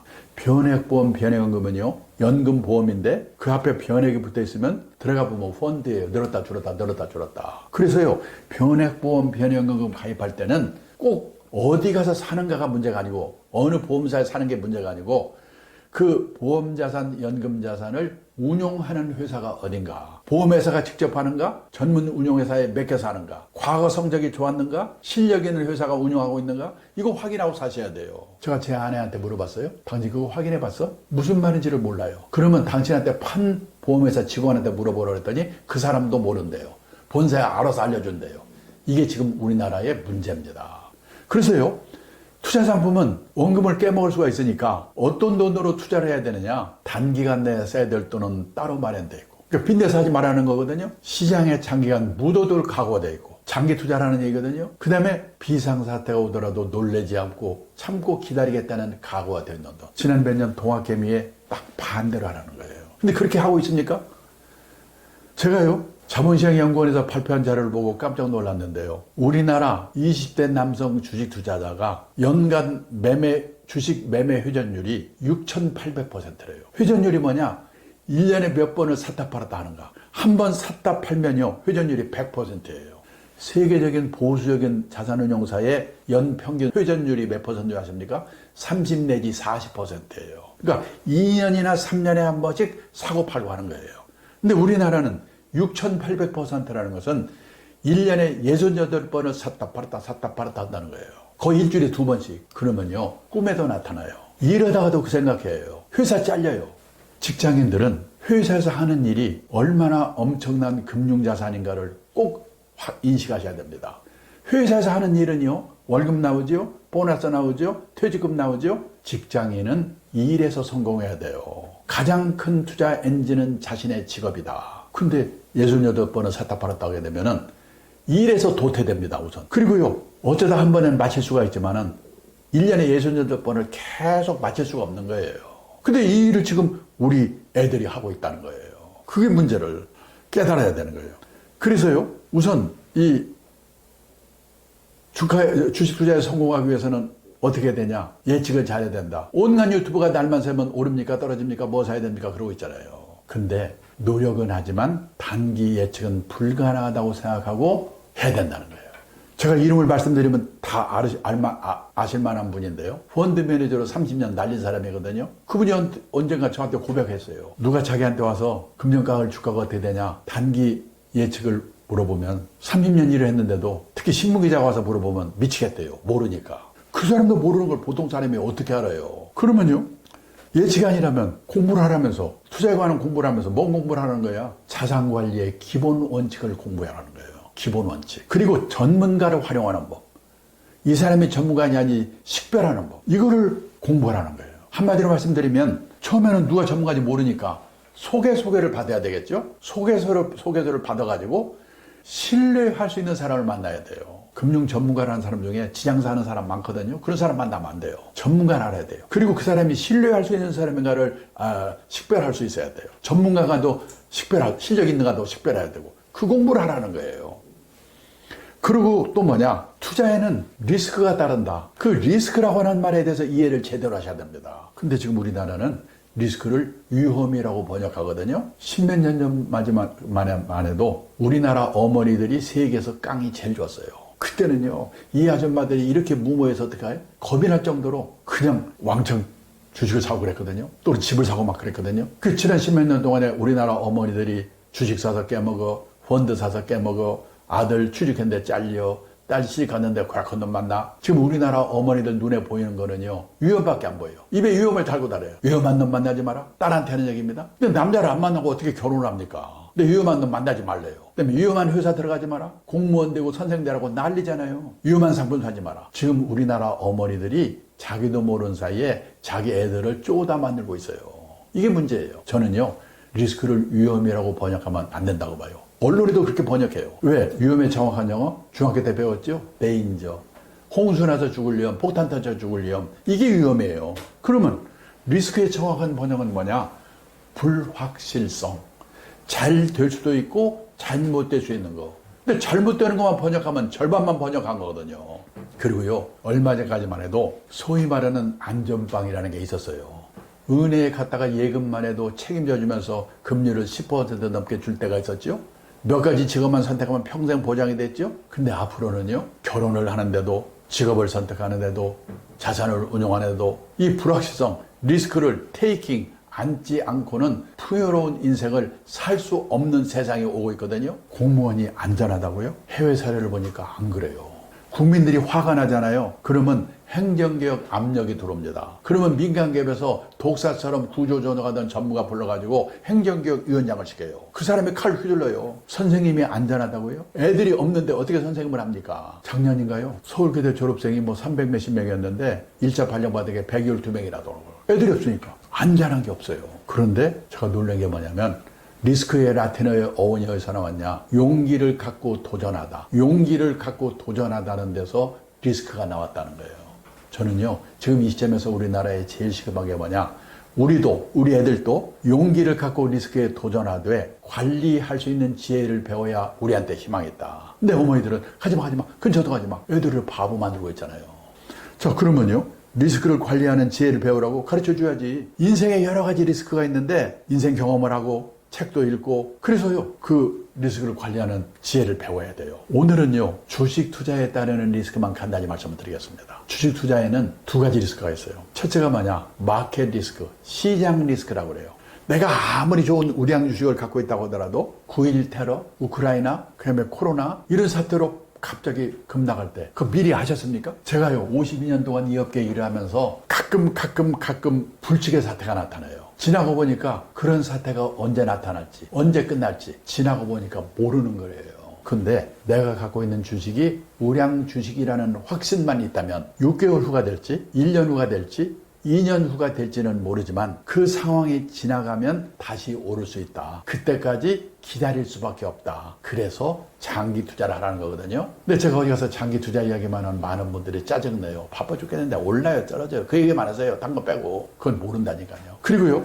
아무리 시장이 다 같이 오르더라도 불량 주식은 안 오르거든요. 그걸 뭐라고 하냐면 개별 종목 리스크라고 그래요. 그래서 좋은 종목 고르는 노력을 해야 되고 분석도 하고 전문가 도움 받고 해야 되는데요. 아무리 노력을 해도 신의 한 이상 100% 우량 종목 고른다는 보장이 없거든요. 그래서 5종목, 10종목, 20종목에 분산 투자하세요.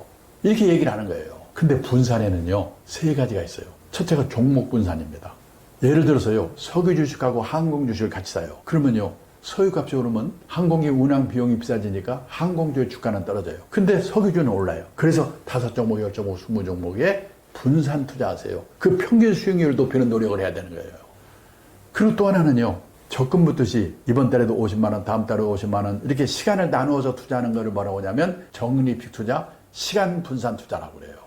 이 시간 분산 투자의 매직 파워에 대해서는 뒤에 말씀드리겠습니다. 그 다음에는요. 리스크 크기별 분산이라는 거예요. 이건 뭐냐면 주식이나 주식경험과 같은 공격적인 상품과 예금이나 CMA 단기 금융상품 같은 안정적인 상품의 그 리스크 크기별로 나누어서 투자하라고 해서 그걸 리스크 크기별 분산이라고 그러거든요.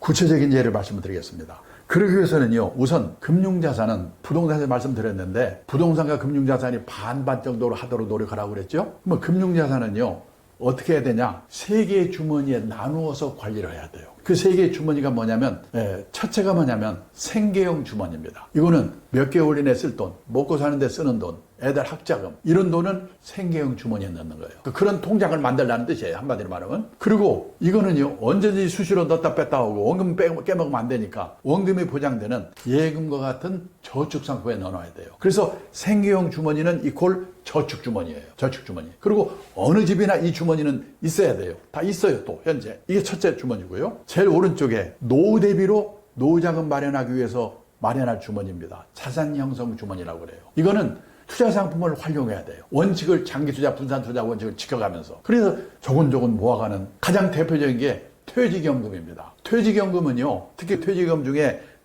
내가 책임을 지고 운용해야 되는 DC형 연금 같은 경우는 20년, 30년, 40년 펀드를 가지고 적립식으로 투자를 해나가는 게 바로 이게 퇴직연금 DC형 투자하는 거거든요. 이거는 내 노후자금 마련을 해서 그런 거예요. 이게 자산형성 주머니. 이것도 노후가 행복해야 되니까 필수 주머니예요. 생계형 주머니와 자산형성 주머니는. 근데요, 가운데 트레이딩 주머니. 이거는 있어도 되고 없어도 되는 주머니예요. 이건 뭐야? 한마디로 말하면 어디서 시황 전망 듣고 나서 탁 샀다가 떨어진 데면 빨리 팔고 샀다 팔았다 하는 거. 이게 트레이딩 주머니예요. 그러면 트레이딩은 나쁜 거고 이 투자는 좋은 거다. 꼭 그렇게 말씀드릴 수는 없어요. 다만 트레이딩은요, 확률이 50%예요. 그러니까 트레이딩 주머니는 꼭 주머니에 들어갈 돈은 내 재산 전부를 갖고 하면 안 돼요. 재산 전부를 트레이딩에 넣었는데 주가 박살나면 어떻게 되겠습니까? 확률이 50%이기 때문에 트레이딩에 들어가는 자금은 갖고 있는데 금융자산의 10% 이내, 많아도 20% 이내. 저는요, 이 트레이딩 주머니는 하지 않습니다. 왜? 이걸 할 시간에 일을 하는 게 중요하다고 생각하니까. 근데 제 아내는요, 고습을 좋아해가지고 이 없으면 못 살아요. 그래서 제가 아내한테 딱 조건이 있어요. 우리 집 금융자산의 20% 이내에서. 그리고 절대 샀다 팔았다 하지 말고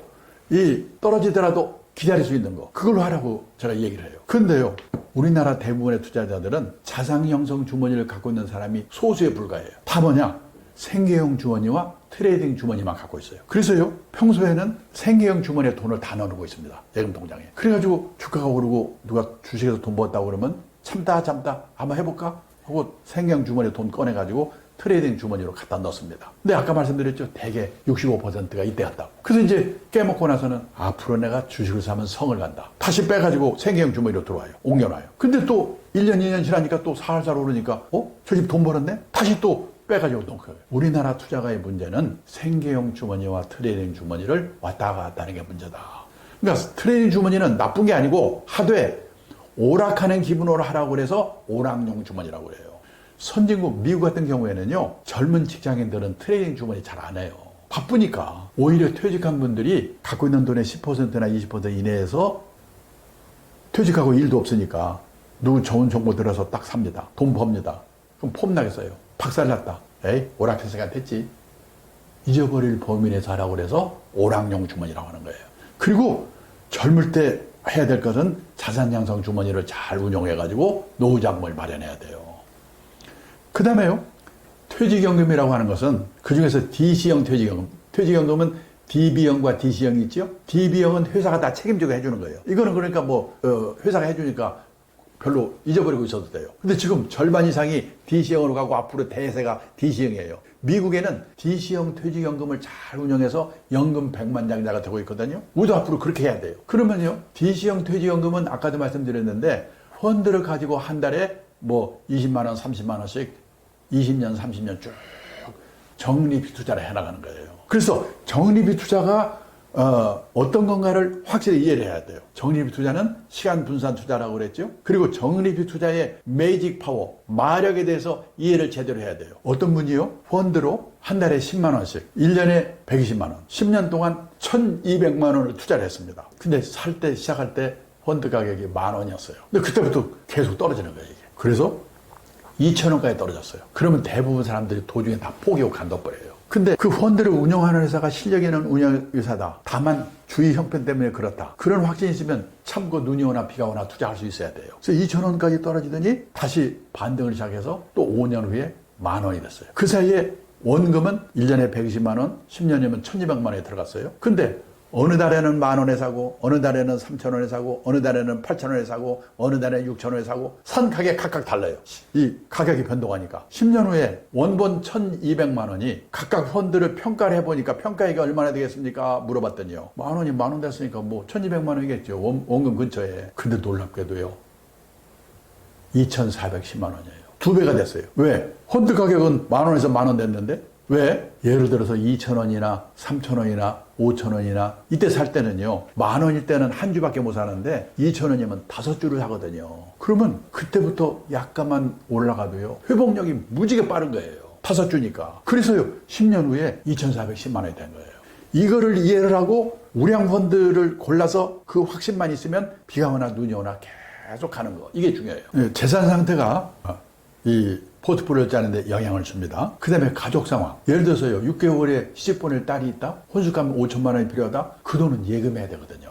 그 포트폴리오에 영향을 주는 거예요. 그 다음에 자기의 투자 성향. 사람 보면요, 주가가 약간만 떨어져도 가슴이 덜덜덜 떨리는 사람이 있어요. 그런 사람은 너무 공격적으로 하면 안 돼요. 웬만큼 떨어져도요, 태어난 사람이 있어요. 약간 공격적으로 돼요. 성향이 있습니다. 그리고요, 그 쓸 돈이 2년 후에 결혼 자금을 쓸 건가, 3년 후에 집 살 때 쓸 건가, 아니면 20년, 30년 후에 노후 자금을 쓸 건가, 그거에 따라서 또 달라요. 그러면 도대체 이걸 내가 어떻게 이걸 수치화해가지고 비율을 짭니까? 그래서 제대로 된 금융회사에 가면요, 이 형편을 물어보는 설문지를 줍니다. 설문지에 대답을 하면요, 점수가 나와가지고 성향을 계량화시켜 주는 거예요. 그래서요, 그쪽에서 뭐라고 하냐면, 손님은 나이도 지금 50대쯤 됐고, 그 다음에 이런 거 살펴보니까, 공격적인 상품은 절반쯤 하시고, 안정적인 상품을 절반쯤 하셔야 되겠네요. 이 비율을 정해주는 거예요. 그게 귀찮다. 그러면요, 제일 중요한 나이만을 기준으로 해도 돼요. 예를 들어 내가 30대다. 그러면요, 100에서 30을 뺍니다. 그러면 70을 공격적인 주식이나 주식형 펀드에 넣어도 돼요. 그리고 30%는 그래도 안정적인 데 넣어야 돼요. 그럼 내가 반대로 70대다. 100에서 70 빼면요, 30 남거든요. 그 사람은 30%에 해당하는 것만을 주식이나 주식형 펀드 공격적인 데 넣고, 나머지 70%는 안정적인 데 넣어야 돼요. 그런 식으로 나이만을 기준으로 하는 겁니다. 그래서요,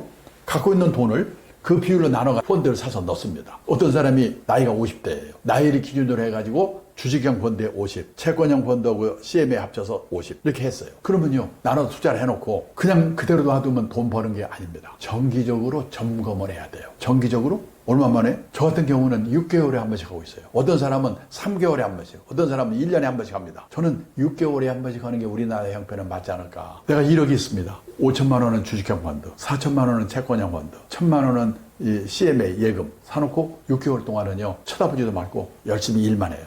돈 생기면 요 비율로 쪼개서 넣어요. 6개월 후에 가서 한번 점검을 해봤어요. 그랬더니 그 사이에 주가가 많이 올라가지고 50%였던 주식형 펀드의 비중이 주가가 오르면 주식형 펀드가 늘어나지 않겠습니까? 65%가 됐다. 그러면 채권형 펀드나 CMA는 줄지는 않더라도 상대적으로 비중이 줄어들 겁니다. 그래서 55대 65대 28대 7이 됐다. 이건 가정입니다. 그러면 여기서 어떡하냐? 65% 중에서 늘어난 부분 15%만큼만 팔아가지고 줄어든 채권형 CM에 갖다 맡겨요. 그러면요, 주가가 올라오고 채권형도 약간 올랐으니까 이제 내 재산의 금액은 좀 커졌습니다. 그래도 비율은 원래 비율 50대 40대 10으로 돌려놓으라는 거예요. 그걸 뭐라고 하냐면 포트폴리오의 재조정이라고 그래요. 재조정. 용어는 몰라도 돼요.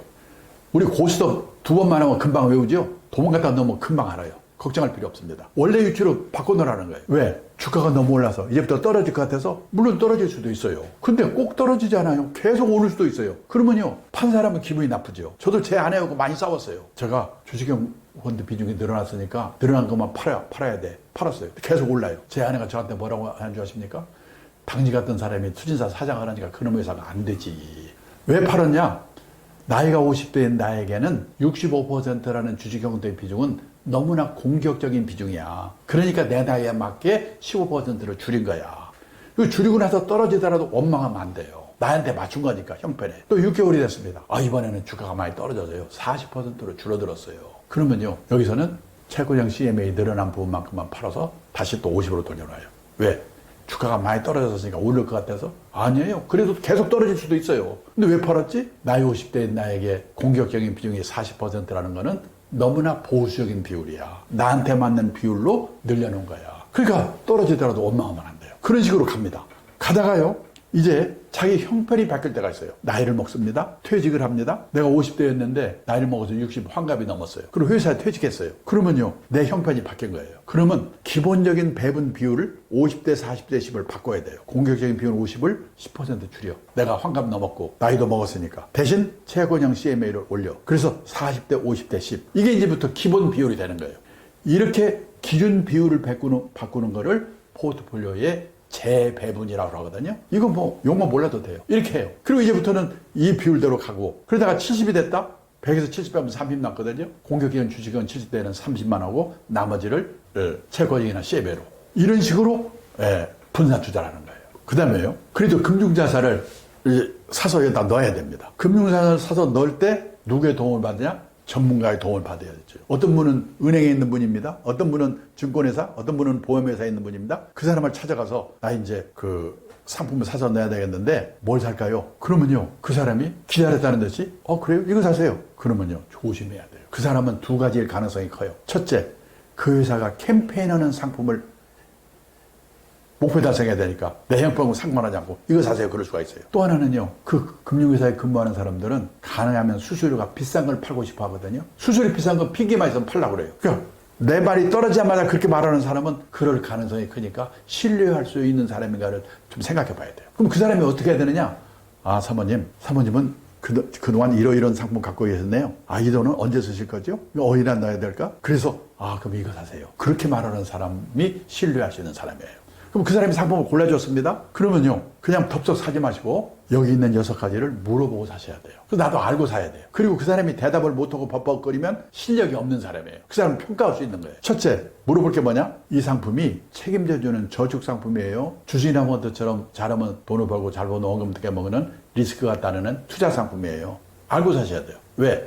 요즘이요, 구조화된 상품이라고 해가지고 제목만 보고 절반만 보면 애매한 게 너무나 많거든요. 그거를 확실하게 알고 각오하고 사셔야 돼요. 두 번째는요, 간접 투자 상품을 살 경우가 많습니다. 주식을 지금 직접 샀다 팔았다 하는 것은 직접 투자예요. 근데요, 펀드라든지 변액보험, 변액연금은 전문가가 나를 대신해서 운영해 주기 때문에 간접 투자 상품이라고 그래요. 간접 투자 상품을 요즘 많이 하거든요, 펀드 같은 걸. 그럴 때는 꼭 사는 데가 문제가 아니고 운영하는 회사가 어딘가, 실력 있는 회사인가 확인하고 사셔야 돼요. 근데 그거를 확인하고 사는 사람이 100명에 한 명도 없어요. 이게 우리나라의 문제예요. 그럼 내가 어떻게 확인합니까? 그래서 전문가 알아둔 사람한테 물어보라는 거예요. 근데 은행, 증권사, 보험사 가도 펀드 살 때 운용회사 어디에요? 물어보면 왜? 놀래가지고 그런 사람 많아요. 그런 사람 실력 없는 사람이에요. 그 사람이 딱 이게 회사가 운영하는데 과거 성적이 이렇게 좋았고 이렇게 실력 있는 회사예요. 그렇게 말아주는 사람이 실력 있는 사람이에요. 그런데 그거를 물어보고 사는 사람이 100명에 한 명도 없어요. 내가 어떻게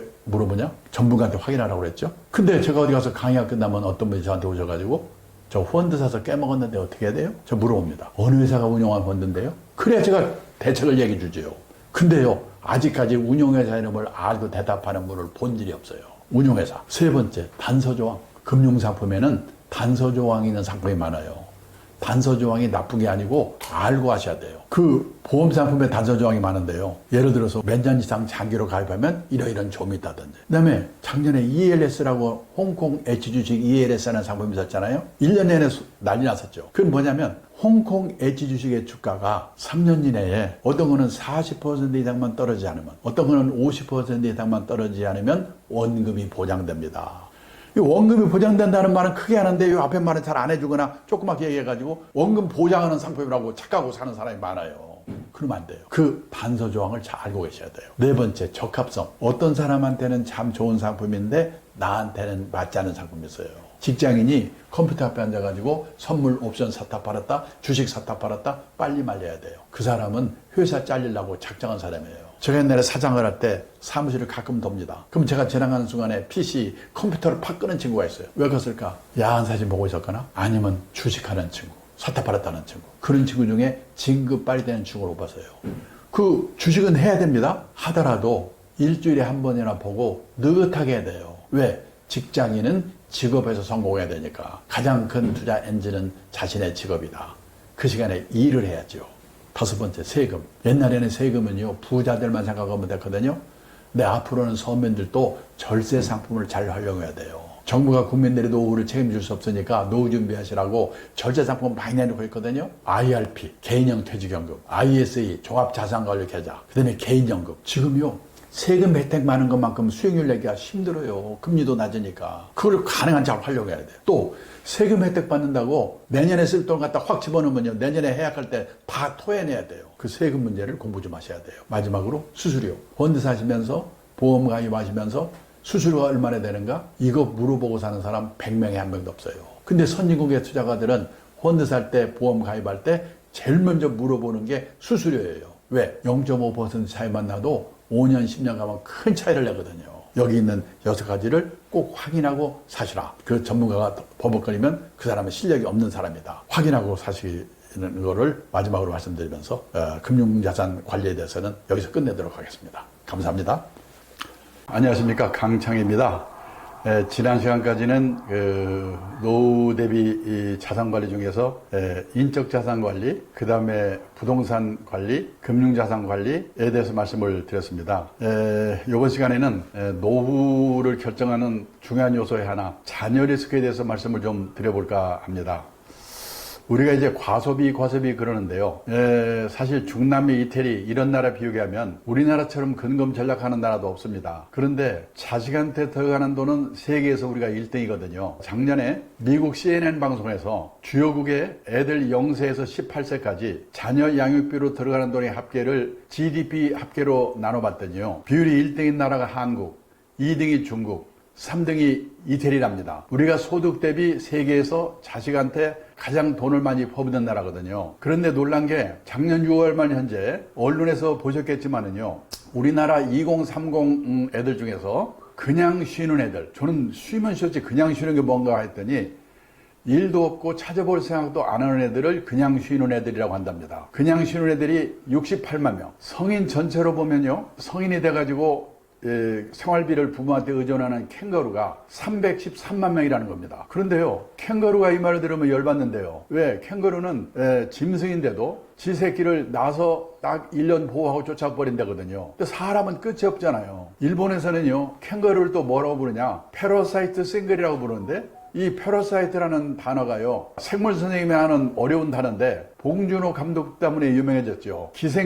기생충적 독신이라고 부른대요, 캥거루를. 몇 년 전 일본이 불황일 때 일본의 35세에서 44세까지 10년 인구가요 1895만 명이었는데 그 중에서 295만 명이 결혼도 안 하고 부모한테 얹혀 사는 애들이라고 그러더라고요. 그 패러사이트 싱글이 295만 명이라는 겁니다. 그러면 부모가 돌아가시면 어떤 일이 생기냐? 직업이 있는 친구는 그나마 괜찮은데 없는 친구는요, 부모 사망 신고 안 하고 몰래 연금 다 먹거나 아니면 극빈자로 전락한다는 거예요. 그 일본의 노인들이 쓴 글을 읽어보면 내 연금으로 살고 있는 내 새끼들 나 죽고 나면 어떡할 건가, 그런 걱정하는 글들이 많습니다. 그걸 또 영국에서는요, 키퍼스라고 하는데 부모의 노후자금을 갉아먹는 자녀들, 그러니까 여기에 걸려버리면요 노후자금 몇 억 있어봤자 아무 의미 없다는 거예요. 근데요, 우선 그 자녀 교육비, 결혼 비용인데요. 저는 놀랐는데 지난번에 결혼정보업체가 발표한 자료를 보니까 우리나라 결혼 비용이 양가 합쳐서요 평균 3억 6천만 원이래요. 그러면 그중에서 5천만 원은 결혼식에 들어가는 비용이고요. 3억 1천만 원은 전세자금이거나 또는 집 사는데 보태준 돈이래요. 그 돈의 60%는 대개 신랑 측 부담이고 40%가 신부 쪽 부담이라고 그럽니다. 그래서 제가 일본을 평균 결혼자금이 얼마인가 조사해봤더니 4,800만 원이라고 나왔어요. 우리 돈으로. 그러니까 그게 뭐냐? 주택 관련한 거는 없고요. 이 결혼식에 관련된 비용만 해도 4,800만 원이니까 우리보다 덜 드는 거예요. 예를 들어서 이바지라든지 무슨 예단이라든지 이런 게 일본에는 없다는 겁니다. 그리고 우리처럼 결혼식을 호화롭게 하질 않는 모양이에요. 우리는 대부분이 집 얻는 데 들어가는 돈인데요. 일본에는 그게 왜 없냐? 비용에. 봤더니 보통의 신랑 신부들은 결혼하고 나면 다 월세를 사는 거를 당연하게 생각하는 거예요. 그러니까 월세 2달분만 미리 내면 되는 거거든요. 그러니까 부모한테 의존할 필요가 없죠. 그리고 집을 사는 경우라도 직장인이면요 30년 40년 월부로 집을 사기 때문에 그 신용만 조사해서 합격하게 되면은 매달 내는 돈만 있으면 되는 거예요. 그러니까 부모들이 우리처럼 결혼 비용을 부모가 주도로 해서 대주는 게 아니고 결혼 축하금이라고 그래가지고 우리 돈으로 2천만 원 정도 주는 게 그냥 보통이래요. 부모들은 자식들한테 결혼 축하금 2천만 원만 주면 나머지는 자기들이 알아서 하는 거예요. 제가 일본 친구한테 그랬어요. 한국에서는 집을 얻어줘야 되기 때문에 돈이 이렇게 많이 든다고 그랬더니 뭐라고 하냐면요. 세상에 4시간대 집까지 얻어주는 나라 처음 봤다는 거예요. 우리는 당연하다고 생각하는데. 자, 그 다음에요. 또 뭐냐? 결혼 비용 말고 교육비, 사교육비. 이건 뭐 제가 말 안 해도 아시죠? 사교육비 들어가는 돈에 대해서는. 문제는 취직이 안 되잖아요. 우리나라의 작년에 대졸 취업률이 70% 나왔는데요. 군대 간 애들, 대학원 애들 빼버리면요 60% 정도거든요. 일본은요 지방대까지 포함해서 98%. 취업이 안 되는 게 문제예요. 그 다음에요 또 취직만 하면 또 만수무강인가? 아닙니다. 여기 경희대학교 신동경 교수가 발표한 건데 남자가 주 직장에서 45세까지 근무할 확률 60세도 아닙니다. 50년 이전 출생자는 7, 80%였는데 60년 이후 출생자는요 20%대예요. 이제는요 3년 내다 관두고 취직해서 또 관두고 취직해서 또 관두고 평생에 6번 정도로 이직해야 겨우 60까지 다니는 세상이에요. 그러니까 시험 잘 보는 거 아무 관계 없어요. 씩씩해야 돼요. 자, 또 하나 문제가 뭐냐면 요즘 직업이 사라지는 시대라고 그러잖아요. 옥스퍼드 대학의 마틴 스쿨에서 고용의 미래라는 보고서를 발표했는데요. 2033년이 되면 현재 있는 직업의 47% 절반 가까이가 사라진대요. 이러는 마당에 취직이 안 될 수밖에 없는 거죠. 그러면 또 하나는요. 옛날 고성장 시대에는 신규 채용이 많았기 때문에요. 과외 공부해서 좋은 대학 들어가서 취직하면 됐거든요. 근데 지금 이 저성장 시대에는 신규 채용이 별로 없어요. 아마 유튜브 보시는 분 느낄 거예요. 요즘 어디 채용 광고 별로 없지 않습니까? 저도 놀랐는데 2019년에 보니까 우리나라요. 전체 채용 건수 중에서 정기 신규 공채가요. 50%더라고요. 그리고 5년 만에 2024년에 보니까요, 23%, 또 절반으로 줄었어요. 저 신규 채용이 별로 없습니다. 지금은 어떻게 해야 되느냐? 중소기업 같은 데 들어가가지고 몇 번 이직하면서 좋은 회사로 옮겨가야 돼요. 옮겨갈 때 그 회사에서 나를 뭘 보고 뽑냐? 학벌? 스펙? 아니에요. 이 친구가 우리가 시키려고 하는 일을 잘하는가 못하는가 전문성을 보는 거예요. 그다음에 평판 한마디로 인간성이 돼 있는가. 여기서 걸리면 끝이에요. 요즘요 대기업 인사 담당자들이 자기들끼리 모여서 그런데요. 속지 말자 학벌 다시 보자 스펙. 얼마나 속았으면 그러겠습니까. 실제로 제가 그런 사례를 봤는데요.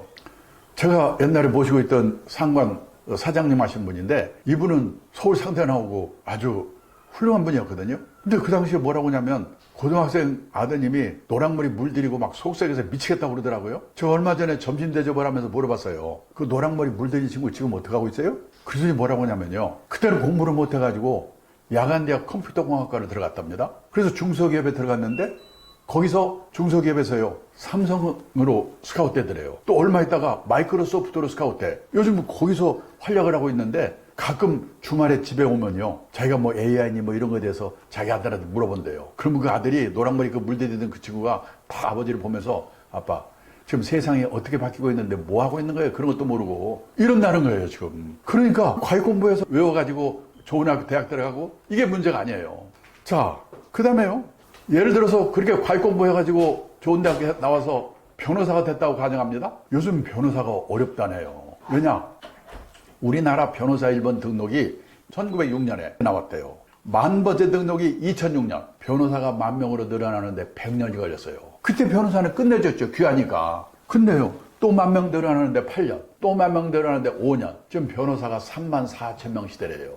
일이 없어가지고 변호사가 세무사, 법무사 일 뺏는다고 난리잖아요. 그래서 요즘이요, 또 의대 정원 늘리라고 난리치다가 좀 스톱했는데 종당에는 늘릴 겁니다. 근데 지금 초등학교는 의대만이 생기고 있거든요. 그 초등학교 애들이 의사가 됐을 때 과연 안전한 직업일까? 생각해 보셔야 돼요. 그래서 이제 우리 애들도 이 시대에 맞는 제대로 된 직업관을 갖는 거. 경상남도 거창고등학교 유명하지요. 강당에 있는 직업선택 시계명. 1번, 월급 많이 준대 가지 마라. 이제 월급은 회사가 주고 나라가 주는 게 아니라 내가 남다른 주특기가 있어가지고 적은 금액이라도 회사를 옮겨서라도 오래오래 다녀야 돼요. 100세 시대에는. 남들이 몰려가는데 절대 가지 마라. 요즘 재벌그룹 미사 경쟁률 200대에 300대는 그날이 치는데요. 지금 40대 후반에 명퇴하고 난리잖아요. 마지막으로 부모와 마누라와 약혼자가 결사 반대한 데는 무조건 가라. 거기 가면 틀림없다. 근데 제가 52년 직장 생활을 해보니까 이 말이 맞아요. 근데 이게 어떻게 가능하겠습니까? 부모 자식이 소신이 있어야지. 그 다음에요, 우리가 중산층이 되려고 애를 쓰는데 중산층이라는 게 뭔가? 우리나라 중산층 기준 다 남의 눈에 보이는 거예요. 아파트 30평 이상. 아파트의 평수가 신분의 상징이거든요. 근데 지금 미국, 일본 선진국에서는 작은 집 감기 운동, 스몰 하우스 운동이 벌어지고 있거든요. 그다음에 또 하나 보세요. 자동차 2000cc 이상. 자동차의 크기가 신분의 상징인데요. 지금 미국, 일본 선진국에서는 갑자기 큰 차 타면 둘 중에 하나, 깡패 아니면 졸부래요. 그럼 미국의 중산층 기준? 그 사람이 내면으로 성숙된 사람인가? 이 기준이에요. 자신의 주장에 떳떳할 것, 회어 플레이를 할 것, 사회적 약자를 도울 것, 부정과 불법에 저항하는 용기가 있을 것, 그리고 정기적으로 비평자나 조도 받아올 것. 이 기준에 의하면 우리나라의 중산층이 몇 명이나 있겠습니까? 그래서요, 지금 우리가 자녀 교육에 대해서 어떻게 해야 되는가 한번 생각해 보셔야 되는데요. 그 기독교 문학자 C.S. 루이스라는 사람이 한 얘기인데요. 부모의 도리는 자녀의 운명을 결정하는 섭리를 대신하려 들지 않고 애정과 정의와 성실성과 유머라는 평범한 원리에 따라 자녀를 교육하는 것이며, 여기서부터가 중요합니다. 대체로 교육받지 못한 부모들이 이러한 부모의 도리를 잘 지키고 있다. 이거를 교육받은 부모님들은 생각해 보셔야 돼요. 그 경상남도 거창고등학교 유명하지요. 거기 전성은 전 교장 선생님한테 제가 들은 얘기인데요. 전국에서 우수한 학생들이 많이 모인대요. 그러면 바람직한 학부형이 누구냐? 경상도 산청에서 돼지 키워서 보낸 분. 그분은 자기 아들이 대한민국에서 최고야. 네 마음대로 하라고 한대요. 골치 아픈 게 누군가? 서울에서 온 교수아들, 박사아들, 사장아들 간섭하고 그래가지고 애들이 미친대요. 한번 교육받은 부모님들이 잘 생각해 보실 필요가 있다. 그 다음에요, 우리가 애들에게 영어 수학 말고 가르친 게 있는가? 돈 관리를 가르쳤는가? 경제적 차립을 가르쳤는가? 내 막말로 영어 수학은 못해도 밥 먹고 살거든요. 근데 돈 관리, 경제적 차립 이거 모르면 평생 고생하거든요. 제가 얼마 전에 책을 쓰면서 조사해 봤는데요. 미국의 고등학교 교과서에는 경제적 차립 이런 내용이요 40몇 페이지 나오더라고요. 우리는 몇 페이지 되지도 않는데 선택을 하네요. 수능에서 경제 선택하는 애가 뭐 1.5%? 배우질 않으니까 대학을 졸업해도 저축이라는 말과 투자라는 말이 어떻게 다른지 이것도 몰라요. 미국에서는 중학교만 나오면 제대로 하는데 학교에서 가르치지 않으면 부모라도 가르쳐야죠. 그래야 애도 망쳐먹지 않고 아낀 돈으로 자기 노후 대비를 해야 된다는 거예요. 그래서요, 이제 자녀들도 부모들도 이 시대에 맞는 올바른 자립교육을 받아야 되는데요. 자립에는요 3가지가 있습니다. 첫째가 뭐냐? 행위의 자립. 내가 머물렀던 자리 쓰레기 누가 와서 치우게 만들잖아요. 지금도 공중목욕탕에 가보면 바닥에 수건이 널브러져 있어요. 어떤 사람이 자기가 치울 거 안 치워서 그런 거거든요. 또 회사에서도 누가 뭔 일하면 못 믿어. 딴 사람이 가서 그거 한 거 봐야 돼. 그런 사람의 본인 부모의 노후는 어떻게 되겠는가. 그리고요, 행위의 자립이 중요하다는 거예요. 그 다음에요, 의식의 자립. 우리나라처럼 남의 눈 때문에 미치는 나라가 없잖아요. 저는 미국에서 살아보지 못했는데 미국에서 온 사람이 그러더라고요. 거기는 학교를 졸업해도 넓은 천지에 흩어져 버리기 때문에 친한 친구 몇 명 빼고는 누가 어디서 뭐 하는지도 모른대요. 근데 우리는 동창회 향후에 동네 모임, 개 모임 모여가지고 걔는 공부도 못하던 게 얼굴 좀 이뻐서 시집을 잘 갔는지 뭐 사고 뭐 샀다고 사진 찍어 올리고 지금 누군 어떻고 우리나라처럼 남의 눈 때문에 미치는 나라가 없거든요. 남의 눈에서 벗어나야 일들이 가능한데 뭐 사르트르가 그랬대요. 프랑스의 사상가 사르트르가요, 인간은 타인의 눈길에서 지옥을 경험한다. 이 의식의 자립, 이게 중요한 거예요. 그 다음에요, 세 번째가 경제적 자립. 경제적으로 자립을 해야지 남한테, 부모한테 폐를 안 끼치잖아요. 그런데 다들 경제적 자립하면 뭐냐? 돈 버는 능력, 재테크, 이것만 생각하거든요. 그런데 진정한 경제적 자립이란 주어진 경제적 상황에 자기 자신을 맞춰놓는 능력을 기르는 것이다. 절약이거든요. 그래서 자녀 리스크에 대해서 신중하게 생각해보고 애들이 어릴 때부터 부부들이 어디 가서 제대로 된 교육을 받아서 자녀 교육 문제, 결혼 문제, 그 다음에 취업 문제, 자녀 리스크를 줄이기 위한 노력을 하셔야 된다는 겁니다. 여기서 강의 끝내겠습니다. 감사합니다. 안녕하십니까, 강창입니다. 지금 우리는요, 싱글의 시대, 혼자 사는 노후가 보편화된 시대에 살고 있거든요. 누구든지 혼자 될 가능성이 있다. 노후에 내가 혼자 됐을 때 어떻게 대처하지? 그 싱글의 시대, 나의 노후에 관한 말씀을 좀 드려볼까 합니다. 노후에 혼자 살게 되는 이유는요, 세 가지가 있습니다. 첫째가 사별, 둘째가 생애비혼, 세 번째가 황혼이혼입니다. 우선 사별을 보면요, 지금 보통 평균 수명이 남자가 여자보다 6년이 짧거든요. 그리고 결혼하게 되면 보통 서너 살 정도는 아내가 남편보다 나이가 적지요. 그래서요, 남자들의 경우에는 혹시 같이 살다가 부인이 먼저 떠나게 되면 혼자 남아서 9년에서 10년쯤 하다 세상 떠는데, 여자분들은 15년에서 16년 징그럽게 혼자 남아 살아야 돼요. 이게 싫으면 어떻게 하면 될까요? 연하의 남자와 결혼하면 됩니다. 그래서 작년에 결혼한 백상 중에서 20쌍 정도가요, 연하의 남자와 결혼했다는 거예요. 요즘 젊은 여성들은 다 통박 있는 거지요. 근데 이미 결혼하신 분들은 뒤늦게 물릴 수도 없고 어떡합니까? 준비나 단단히 할 수밖에. 정상적으로 결혼해서 살아도 이렇게 혼자 남아 사는 기간이 긴데요. 요즘 뭐가 문제냐? 결혼도 안 하잖아요. 50살까지 결혼 한 번도 안 하는 사람을 생애미혼, 평생미혼이라고 그러죠. 이 평생미혼율이요, 1980년도만 해도 남자가 0.4%, 여자가 0.3%였어요. 그때는 결혼 안 한 사람이 거의 없었거든요. 이거 5년마다 발표하는데 2020년에는요, 남자가 16.8%, 여자가 7.6%로 늘었습니다. 근데 놀란 건요, 이웃나라 일본이에요. 일본 남자의 26.7%, 거의 3명 중에 하나, 여자의 17.5%가요, 50살까지 결혼 한 번도 안 한 사람이래요. 근데 뭐가 좋은 거라고? 우리가 지금 일본을 열심히 따라가고 있거든요.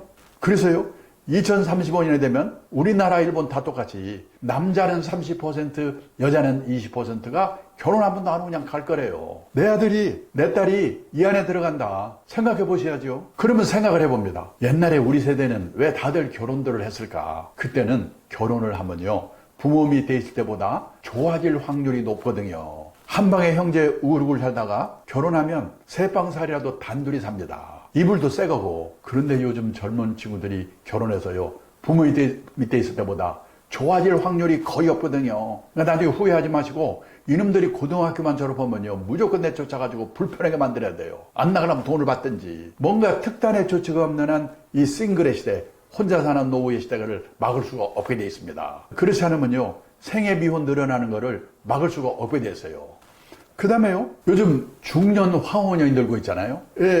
신혼이혼이나 이런 경우에는 다시 재혼할 가능성이 높지만은, 이 황혼이혼 하게 되면은 재혼할 가능성이 낮아지거든요. 결국 혼자 살게 돼요. 그런데 지금 황혼연이 엄청나게 들고 있는데, 옛날에는요, 우선 이혼 건수가 1970년대만 해도 연평균 15,000건 정도였거든요. 이게 2023년에는 92,000건. 옛날에 우리 어머니 세대들은 결혼해서 실망을 하면 팔자라고 생각하고 희망을 버렸는데요. 요즘 여성들은 결혼해서 실망을 하면 남편을 버린답니다. 내 옛날에는 결혼해서 4년 이내에 아이고 실수했구나, 신혼이혼의 비율이 높았거든요. 근데 2023년에는 결혼해서 20년 이상 된 소위 말하는 중년 황혼연의 비율이요, 1990년도만 해도 전체 이혼 건수의 5%밖에 안 됐는데 2023년에는 36%. 지금요, 혼인 기간별로 볼 때 비율이 제일 높은 게 중년 황혼연이에요. 이거 조심해야 돼요. 2000년 초에 일본에서요, 부부가 갈등이 있어서 참다가 애들 결혼해가지고 나리다 공항에서 신혼여행 떠나보내고 나서 이혼 선포한다고 그래가지고 나리다 이혼, 이게 우리 신문에도 날 정도로 사회 문제가 돼 있었거든요. 그래서 저는 일본이 황혼이혼 대국인 줄 알았어요. 아니에요. 이혼율 자체가 보다시피 일본보다 우리가 높아요. 아시아에서 우리가 이혼율이 1등입니다. 그리고요, 일본은 중년 황혼이혼이 높다고 난리 쳤는데 작년에 통계를 보니까요, 전체 이혼 건수 중에서 중년 황혼연의 비율이 21%였던 거가 23%로 2%포인트 늘어났다고 신문에 대문짝만 해놨더라고요. 근데 우리는 36%. 물론요, 젊은 사람들이 결혼 안 해가지고, 결혼 안 하니까 이혼 건수도 신혼이혼의 비율이 줄어들기 때문에 자동적으로 늘어나는 것도 있지만은 황혼이혼 자체가 늘어난 것도 이건 무시할 수가 없는 거예요. 근데 옛날에는요, 그 황혼이혼은 사유를 들어보면 외도라든지 성격 차이라든지 돈 문제였거든요. 여기 하나 최근에 포함된 게 뭐냐면 퇴직한 남편이 집에서 얼쩡거리는 거 스트레스 받아서 이혼한대요. 그게 사유입니까? 근데 현실이에요. 어떡할 건가? 그래서요, 혼자 사는 노인의 비율이 점점 늘어나니까 뭐냐면 이제 시골 가보세요. 마을에 관해 노인네들 모여 살잖아요. 그리고 여기서 만난 사람, 취미가 같은 사람이 오히려 가족보다도 더 가까워지는 새로운 유연 사회와 형성이 되고 있다는 거예요. 이거는 좋고 나쁘게 문제가 아니라 세상이 이렇게 바뀌고 있는데 나는 앞으로 어떻게 할 건가? 우리가요, 직장이라든지 어디 친구들이 이렇게 잘 알잖아요. 그 사람들이 너 나이 들면 1년에 한두 번 만날지 말지 모르는 자식놈들보다도 훨씬 더 소중할지 모르니까 피차 까칠하게 대하지 말고 친하게 지내는 게 좋을 거예요. 우리나라는요, 인구가 5,180만 명, 가구 수가 2,200만 가구인데 그 중에서요, 젊은 사람 혼자 사는 1인 가구, 독거노인 1인 가구 합쳐서요, 1인 가구 비율이 35.5%. 가구 건수로 볼 때 지금 우리나라도 1인 가구 비율이 제일 높거든요. 근데 유럽 가면 훨씬 높아요. 스웨덴은 전국 평균 56%, 수도 스톡홀름은 60%, 온 천지가 그냥 혼자 사는 거예요. 그러면 스웨덴은 우리보다 우울하고 불행한 나라일 것 같죠? 근데 스웨덴이 세계에서 7번째로 행복한 나라래요. 왜냐? 혼자 살더라도 연금이 발달돼 있어가지고 죽을 때까지 생활 그냥 걱정이 없는 거예요. 그 다음에 혼자 살더라도 지역사회, 이런 새로운 유연사회에서 외롭지 않게 행복을 찾는 방법을 미리미리 준비했기 때문에 문제는 우리도 이렇게 가고 있는데 나는 앞으로 어떻게 할 건가. 제가 10몇 년 전에요, 일본의 책방에 가니까 이런 책들이 쫙 깔려 있는 겁니다. 혼자 사는 노후에 대해서는 책이에요. 그때만 해도 참 별놈의 책도 다 있네. 이거 사온 거거든요. 근데 이게 일본 얘기가 아니에요. 제가 얼마 전에 책을 한 권 써가지고 이 책이 잘 팔리는가. 요 서울 시내 용품문고를 갔는데 한쪽에요, 화제의 책이라는 코너가 있는데 거기에 혼자 사는 삶에 대한 책이 20권이 쫙 있다니까. 우리나라도 깜짝 놀랐어요. 보세요. 무슨 책인가? 혼자 사는 노후 어떻게 대비할 거냐? 혼자 사는 노후 두렵지 않다. 혼자 사는 노후 즐겁게 사는 방법. 남자분들은 마지막 책 잘 보세요. 여자의 활로, 남자의 말로. 남자분들은 다른 것보다도 사모님한테 잘하셔야 돼요. 부부가 같이 살다가 남자들은 갑자기 부인이 먼저 돌아가시면 갑자기 심약해진답니다. 그래서 3년 이내에 돌아가실 확률이 높대요. 부인이 돌아가셨는데도 10년 이상 사는 남자는 아주 독한 남자래요. 근데 반대로 여자들은 같이 살다가 남편이 먼저 돌아가시면 의리상 한 달 슬프답니다. 그리고 그 다음부터는 오히려 귀찮은 존재가 없어져가지고 15년 이상 산다. 앞에서 보셨죠? 이런 책이 지금 70만 부, 100만 부씩 팔리고 있고 우리가 뒤따라가고 있어요. 왜? 혼자 사는, 오래 사는 노후가 기다리고 있으니까. 그래서요, 누구든지 혼자 살 수 있다는 각오를 하고 그럴 경우에 대비해서 준비를 하셔야 되는데 가장 중요한 게 연금이지요. 먹고 살아야 되니까.